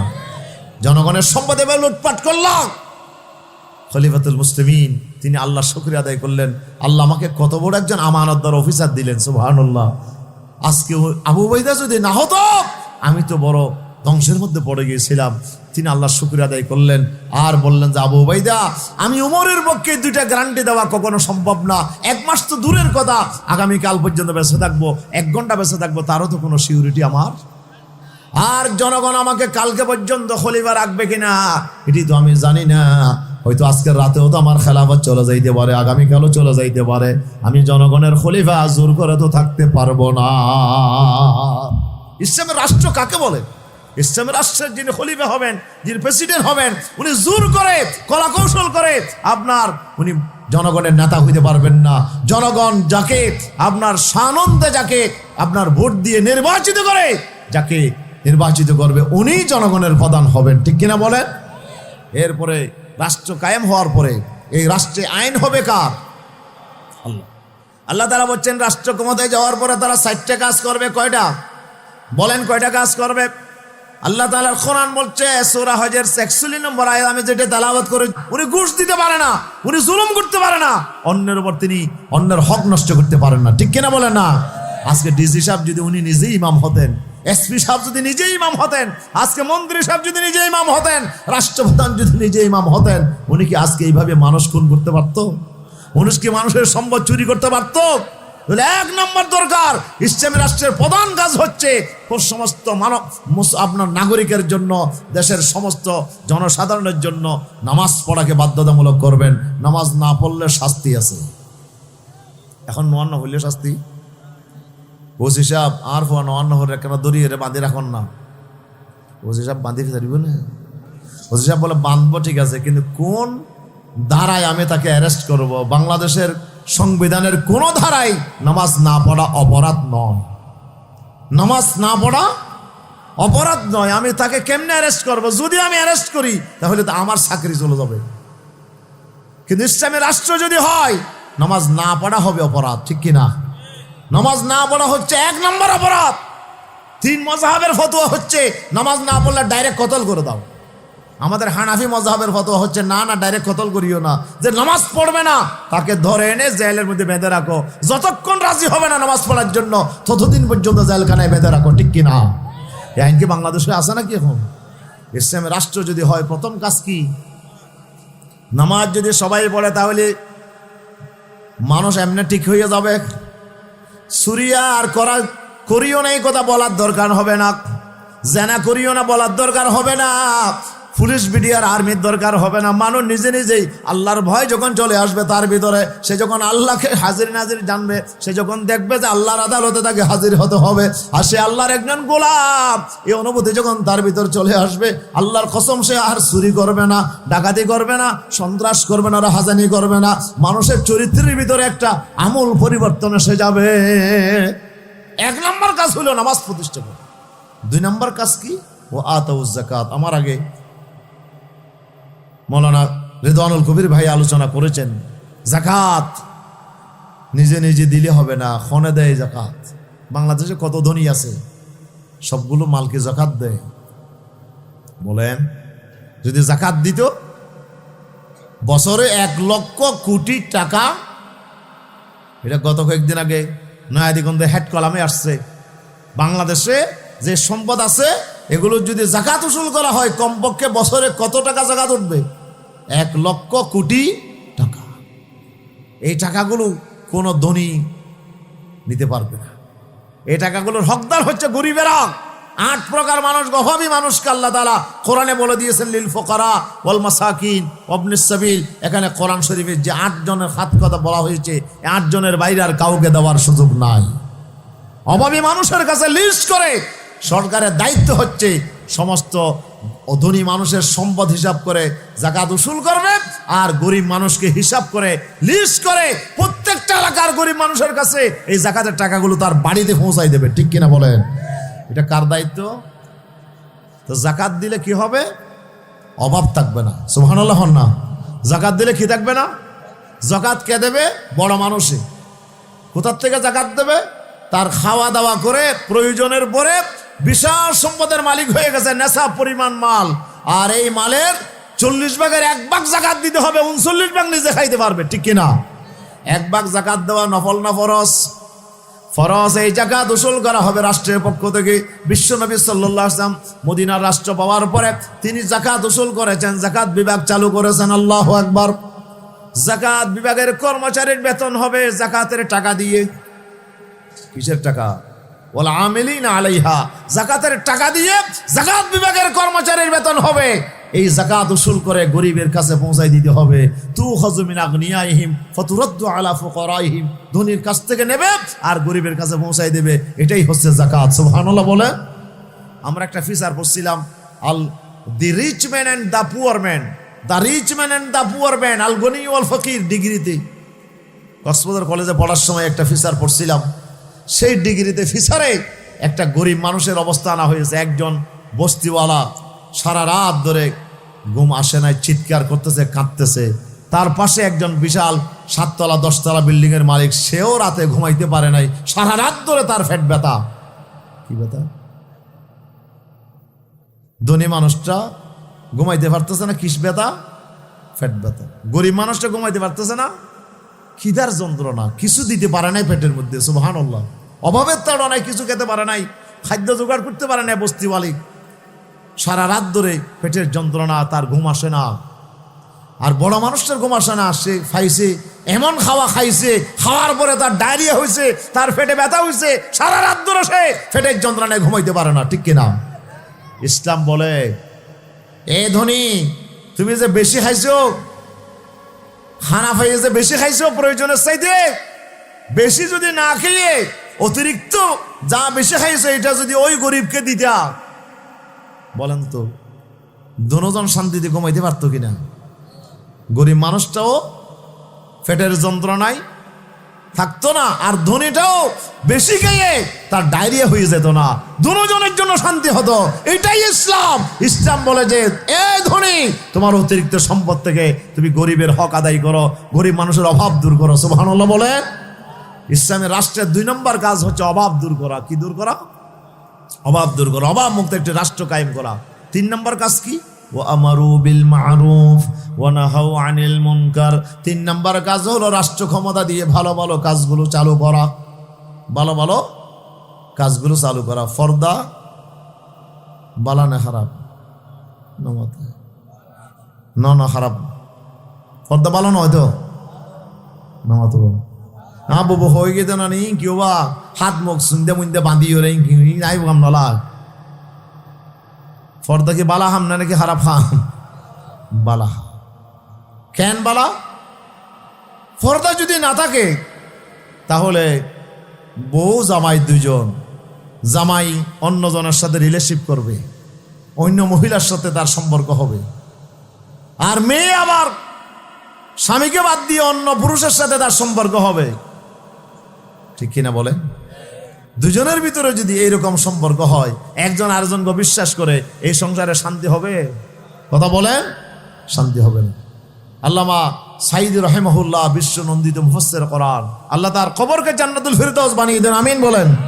উনি বলছিলেন, আমি লন্ডনে 30 বছর আলোচনা করেছি, আমি যেই বাসায় থাকতাম ওই বাসার পাশে একদিন রাতে গন্ডগোল হয়ে গেল। কি গন্ডগোল হয়ে গেল? কি গন্ডগোল?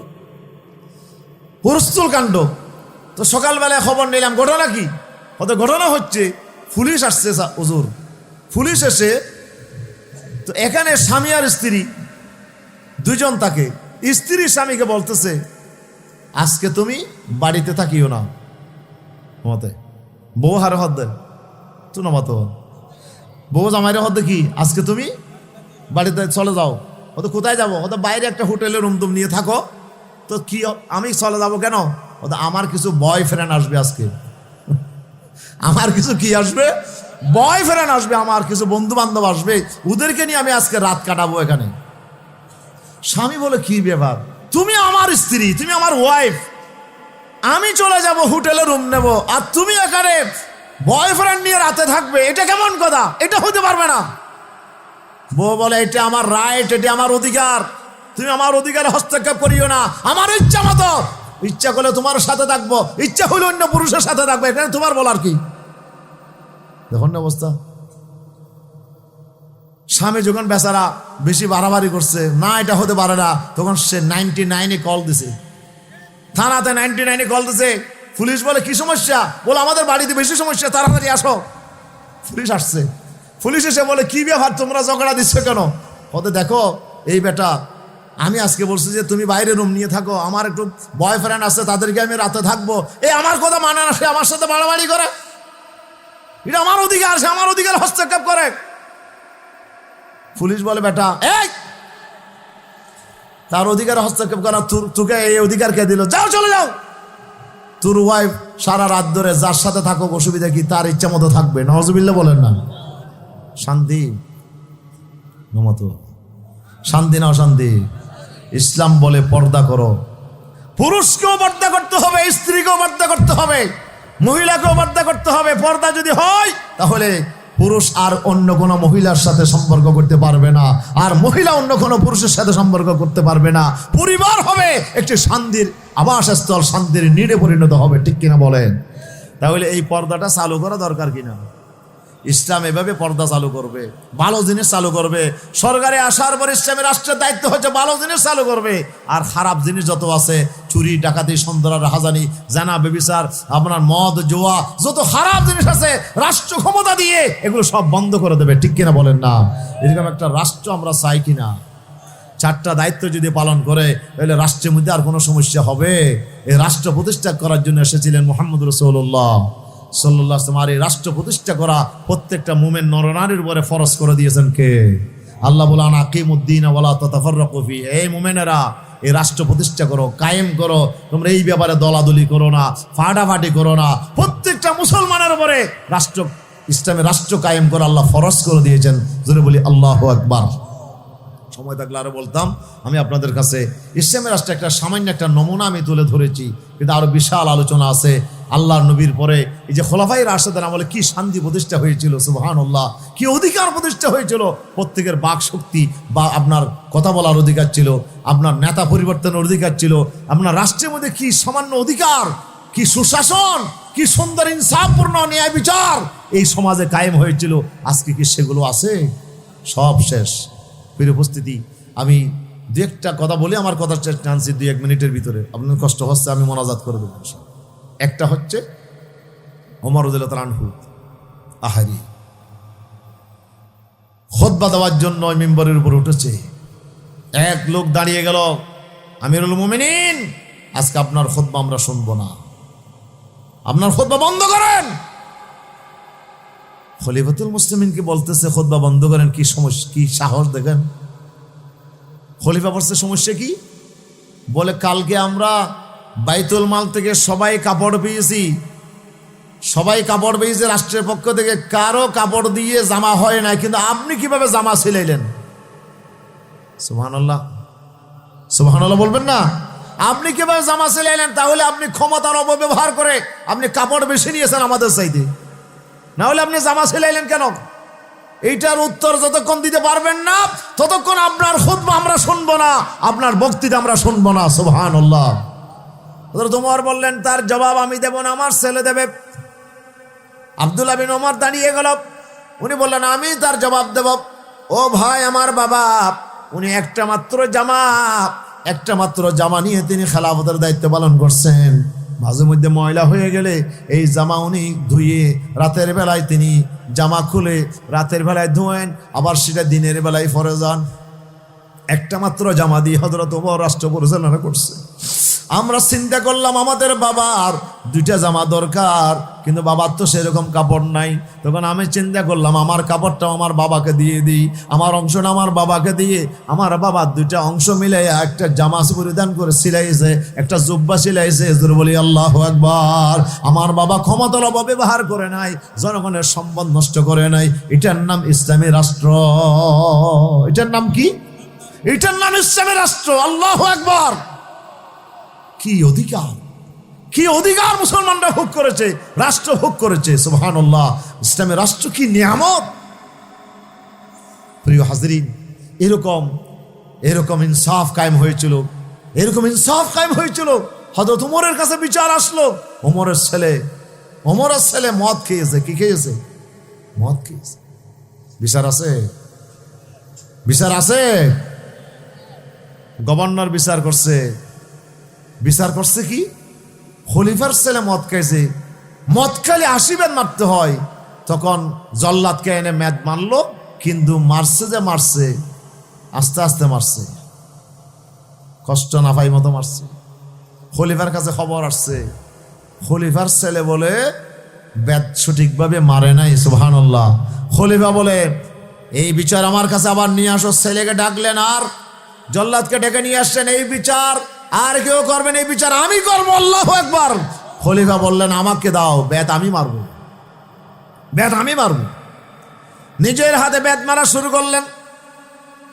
অর্ধেক বেত মারতে মারতেই আপনার খলিফার ছেলে রক্তে রঞ্জিত হয়ে জমিনের মধ্যে ঢলে পড়ে গেলেন। কিছুক্ষণ পরে তার ইন্তেকাল হয়ে গেল। কিছু বেত বাকি থেকে গিয়েছিল, কোনো বর্ণনায় আসে, আর কোনো বর্ণনায় আসে সব বেত মেরে দিয়েছে। কোনো বর্ণনায় আসে কিছু বেত বাকি রেখে গেছিল। হযরত ওমর চিন্তা করলেন এখন তো আর বেত মারা যায় না, যেহেতু সে মারা গেছে। তার কাফন দাফনের ব্যবস্থা হলো।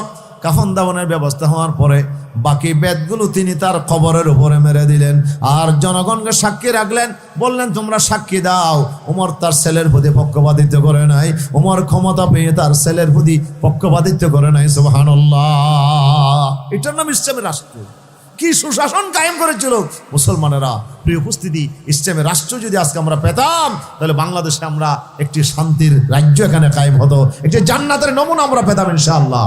কিন্তু আজকে সেই রাষ্ট্র নাই বলে আজকে যার ইচ্ছা সে চুরি করে, ডাকাতি করে, সন্ত্রাস করে। আসুন আমরা বাংলাদেশকে একটি সেই ইসলামের রাষ্ট্র আমরা প্রতিষ্ঠার জন্য আমরা যে যেখানে আছে সেখান থেকে আমরা ঐক্যবদ্ধ হই। আমরা সমস্ত ভেদাভেদ আমরা ভুলে যাই, দল মত নির্বিশেষে আমরা সবাই যদি ইসলামের পক্ষে ঐক্যবদ্ধ হতে পারি, ইনশাআল্লাহ বাংলাদেশ টুডে টুমরো, কাল না হোক পরশু, পরশু না হোক তরশু, অবশ্যই একদিন ইসলামের রাষ্ট্র বাংলাদেশে কায়েম হবেই হবে ইনশাআল্লাহ। এই স্বপ্ন আমরা দেখি। আল্লাহ তাআলা আমাদের এই স্বপ্ন পূরণ করুন। জোরে বলি আমিন, আরো জোরে বলি আমিন। এই রাষ্ট্রের জন্য, এই স্বপ্ন পূরণের জন্য আমার যুবক ভাইদেরকে সবচেয়ে বেশি ভূমিকা রাখতে হবে।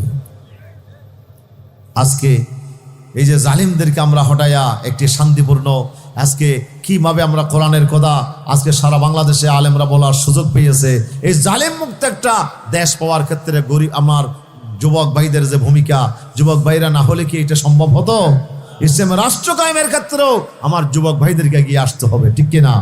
আমার সব যুবক ভাইয়েরা যদি আজকে ইসলামের পক্ষে ঐক্যবদ্ধ হয়, আল্লাহ তাআলা অবশ্যই আমাদেরকে নিয়ামত দান করবেন ইনশাআল্লাহ। আল্লাহ আমাদেরকে কবুল করুন। জোরে বলি আমিন, আরো জোরে বলি আমিন।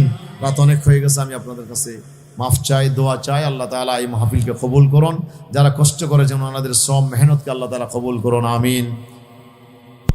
একটু দুরূদ শরীফ পড়ি। আল্লাহুম্মা সাল্লি আলা মুহাম্মাদ ওয়া আলা আলি মুহাম্মাদ কামা সাল্লাইতা আলা ইব্রাহিম ওয়া আলা আলি ইব্রাহিম ইন্নাকা হামিদুম মাজিদ। আল্লাহুম্মা বারিক ইন্নাকা হামিদুম মাজিদ। আল্লাহুম্মা আমিন।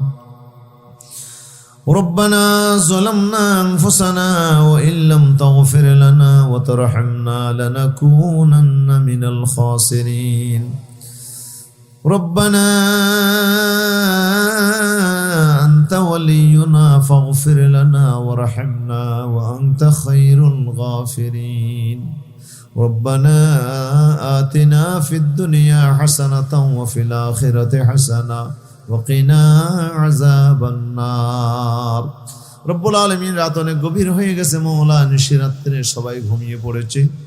আমরা আখিরের সময় কাঙ্গালের মতো, ভিক্ষুকের মতো, আসামির মতো দুটো খালি হাত নিয়ে হাজির হয়েছি।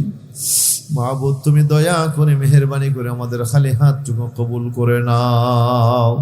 আজকের মাহফিল দয়া করে তুমি কবুল আর মঞ্জুর করে নাও। শুরু থেকে শেষ পর্যন্ত যা কিছু আলোচনা হয়েছে ভুল ত্রুটিগুলো মাফ করে দিয়ে কবুল করে নাও। আল্লাহ তাআলা, এই মাহফিলে খুশি হয়ে যা সওয়াব তুমি আমাদের জন্য দিয়েছো, এই সওয়াবের হাদিয়া আমাদের পক্ষ থেকে, এলাকাবাসীর পক্ষ থেকে, যারা আয়োজন করেছেন তাদের পক্ষ থেকে, সোনার মদিনায় সবচেয়ে গম্বুজের নিচে তোমার মাহবুব পয়গম্বরের শাহী দরবারে পৌঁছায়া দাও। আয় আল্লাহ তাআলা, যত মুমিন মুমিনাত দুনিয়া থেকে বিদায় হয়ে গেল, আল্লাহ এই এলাকার এই ইউনিয়নের আল্লাহ যত হক্কানি রব্বানি আলেম দুনিয়া থেকে বিদায় হয়ে গেল, যত মুসলমান নরনারী কবরবাসী হয়ে গেল, আল্লাহ সকলের কবরে কবরে সবের হাদিয়া পৌঁছায়া দাও। আয় আল্লাহ তাআলা, বিশেষ করে আমাদের ভিতরে অনেকের দাদা নাই, দাদি নাই, নানা নাই, নানি নাই, চাচা নাই, চাচি নাই, অনেকের ভাই ব্রাদর নাই। আল্লাহ তাআলা, আমাদের অনেকের বাবা নাই, অনেকের জনম দুঃখিনী মা দুনিয়া থেকে বিদায় হয়ে গেল। আল্লাহ তাআলা, যেখানে শুয়ে আছেন আব্বা আম্মা, ওদের কবরে সবের হাদিয়া পৌঁছায়া দাও। রব্বির হামহুমা কামা রব্বায়ানি সগীরা। রব্বির হামহুমা কামা রব্বায়ানি সগীরা। আয় আল্লাহ তাআলা, মা বাপ যাদের বেঁচে আছে ফরন্দ হায়াত দিও, খেদমত করে জান্নাতে যাওয়ার তৌফিক দান করো আল্লাহ। আয় আল্লাহ তাআলা, এই এলাকা জমিনের নিচে আল্লাহ কত বড় বড় উলামায়ে কেরাম শুয়ে আছেন, আমার একজন শফিক উস্তাদ শুয়ে আছেন। আল্লাহ আল্লাহ মরহুম মৌলানা মুজারাম শাহুজুর আল্লাহ আল্লাহ এই জমিনে নিজে শুয়ে আছেন সুরি দিয়ে মাদ্রাসায়। আল্লাহ আমরা উস্তাদ থেকে লেখাপড়া করেছি, আল্লাহ হুজুরের রূহ পাকে সওয়াব পৌঁছাইয়া দাও। এই এলাকার বরেণ্য আলেম ছিল আমার আব্বা জানের উস্তাদ মরহুম মৌলানা রাজা হুজুর। আল্লাহ আল্লাহ রূহে পাকে সওয়াব পৌঁছাইয়া দাও। হায় আল্লাহ চাকমারকুল মাদ্রাসায় দীর্ঘদিন খেদমত করেছেন, মুহাদ্দিস ছিলেন। আল্লাহ আমার মরহুম নানা মরহুম মোল্লা শফি শাহ হুজুর আল্লাহ রূহে পাকে সওয়াব পৌঁছাইয়া দাও। আল্লাহ আল্লাহ যত হক্কানি রব্বানি আলেমে জমিনের নিচে শুয়ে আছে আল্লাহ তাদের কবরগুলো জান্নাতের টুকরা বানাইয়া দাও। আয় আল্লাহ তাআলা আমরা গুনাহগার খতাকার সিয়াকার সারা জীবন গুনাহ করেছি, মাবুদ তুমি দয়া করে আমাদেরকে তুমি মাফ করে দাও। জানা অজানা সগীরা কবিরা সব গুনাহ তুমি আমাদের মাফ করে দাও। আল্লাহ আল্লাহ তাআলা আল্লাহ আমাদেরকে আসামি হিসেবে কিয়ামতের দিন তোমার দরবারে হাজির করিও না। আল্লাহ তোমার দরবারে যদি আমরা হাজির হই আল্লাহ কিয়ামতের দিন আল্লাহ আমাদের আল্লাহ কঠিন হিসাব যদি হয় আল্লাহ শাস্তি ছাড়া কোনো উপায় নাই। আল্লাহ তুমি যদি কারো হিসাব কঠিন করো পৌঁছার কোনো জায়গা নাই। আল্লাহ তোমার হাবিব সবসময় চাইতেন আল্লাহ সহজ হিসাব। আল্লাহ দয়া করে আমাদের জন্য হিসাবে ইয়াসির দান করো। আল্লাহ আমাদের হিসাবগুলো তুমি সহজ করে দিও। আল্লাহ আল্লাহ আমাদের গুনাহগুলো মাফ করে দিও। আল্লাহ যত ভাই বোনেরা এখানে আসলো আলোচনা শুনলো আল্লাহ আল্লাহ আমি গোলাম আল্লাহ গুনাহগার আল্লাহ কোনো ভুল কথা বলে থাকলে দয়া করে মাফ করে দিও। আল্লাহ আল্লাহ তাআলা আজকের মাহফিলে আল্লাহ যত মুরব্বীরা এসেছেন আল্লাহ সকলের হায়াত দরাজ করে দিও। আল্লাহ আল্লাহ আমার আজকের সভাপতি মোল্লা হাফেজ আহমদ ভাই আল্লাহ তাকে কবুল করো। আল্লাহ আল্লাহ যত উলামা এখানে কথা বলেছেন আমার মোল্লা রিদওয়ানুল কবির ভাই সহ আল্লাহ সকলের ইলমে আমলে বরকত দান করো। আল্লাহ আল্লাহ তাআলা আমার যেসব কলিজার টুকরা ভাইয়েরা সন্তানেরা আজকে কোরআনের মাহফিল আমাদেরকে উপহার দিল আল্লাহ আমার সেই ভাইদেরকে তুমি কবুল আর মঞ্জুর করো। আল্লাহ আয় আল্লাহ হেলফুল ফজুলের আল্লাহ সভাপতি সেক্রেটারি আল্লাহ কেশিয়ার সদস্য আল্লাহ সব ভাইদেরকে তুমি কবুল আর মঞ্জুর করো। আল্লাহ আয় আল্লাহ তাআলা তোমার হাবিব মক্কার জমিনে হেলফুল ফজুল নামে সংগঠন করেছিল। আল্লাহ আল্লাহ সেই সংগঠন আমার ভাইরা করেছে। আল্লাহ তোমার হাবিবের সে অনুষ্ঠিত পথ অবলম্বন করেছে। আল্লাহ আমার ভাইদেরকে তোমার দ্বীনের জন্য কবুল করে নাও। আল্লাহ তাআলা যত দাড়ি পাকা চুল পাকা মুরব্বীরা এসেছেন আল্লাহ তাদের হায়াত দরাজ করে দাও। আল্লাহ যতদিন রাখো সুস্থ রাখো। আল্লাহ তরুণ যুবক ভাইদেরকে দ্বীনের মুজাহিদ বানাইয়া দিও। আল্লাহ আল্লাহ তাআলা মা বোনেরা যারা পর্দার ভিতরে হাত তুলেছেন আল্লাহ তাদেরকে মা খদিজার মতো আয়েশার মতো বানাইয়া দিও। আল্লাহ আয় আল্লাহ আমার মা বোনদেরকে পর্দায় চলে স্বামীর খেদমত করে জান্নাতে যাওয়ার তৌফিক দান করো। আল্লাহ আয় আল্লাহ তাআলা আমাদের সন্তান সন্ততিগুলোকে নামাজি দিনদার বানাইয়া দিও। আল্লাহ তাদেরকে আমাদের জন্য কুররাতুল আইন বানাইয়া দিও। আল্লাহ আল্লাহ তাদেরকে আমাদের জন্য দুনিয়া এবং আখিরাতে আমাদের জন্য নিয়ামত হিসাবে তুমি কবুল করো। আল্লাহ আয় আল্লাহ তাআলা মনে পড়ে গেল আল্লাহ আল্লাহ কোরআনের পাখি বিশ্বনন্দিত মুফাসসির কোরআন 50টি বছর কোরআনের যিনি তাফসীর করলো। আল্লাহ আল্লাহ হাজার হাজার লক্ষ লক্ষ মানুষ যার কোরআনে তাফসীর শুনে হেদায়েত পেয়ে গেল। আল্লাহ রব্বুল আলামিন কোরআনের পাখি আল্লাহ 13টি বছর জেলখানায় কাটালো। পরিশেষে অত্যন্ত নির্মমভাবে জেলখানাতে এই হাসিমুখী মানুষটাকে আল্লাহ কিভাবে যে নির্মমভাবে তারা বিদায় করে দিল। আল্লাহ আল্লাহ তাআলা তোমার কোরআনের পাখি মরহুম শহীদ আল্লামা সাঈদ রাহিমাহুল্লাহ আল্লাহ কবরটাকে তুমি জান্নাতের টুকরা বানায়া দাও। আয় আল্লাহ তাআলা যত ভাই বোনেরা আল্লাহ যারা হাসতে হাসতে কোরআনের জন্য জীবন দিয়ে দিল আল্লাহ আমার আবু সাইদ মুগ্ধ সহ আমার যে সমস্ত ছাত্র ভাইয়েরা জীবন দিল আল্লাহ তাদের কবরগুলো জান্নাতের টুকরা বানায়া দাও। আয় আল্লাহ তাআলা যখন মৌতের ডাক এসে যাবে আল্লাহ কাফনের কাপড় পরাইয়া দুটি আল্লাহ সাদা কাপড় পরে আমাদেরকে কবরে নিয়ে যাবে আল্লাহ। আল্লাহ কাফনের কাপড় পরার আগে একবার হলেও ইহরামের কাপড় পরাইয়া দিও আল্লাহ। তোমার খানায়ে কাবার জিয়ারত আমাদের নসিব করাইয়া দিও। তোমার হাবিবের রওজা পাকে আল্লাহ মন ভরে যেন সালাম দিতে পারি তৌফিক দান করো আল্লাহ। আয় আল্লাহ তাআলা, জীবনের বড় আশা, আয় আল্লাহ তাআলা জীবনের বড় আশা এই বাংলাদেশকে কোরআনের আল্লাহ সেই বাংলাদেশ হিসেবে দেখা।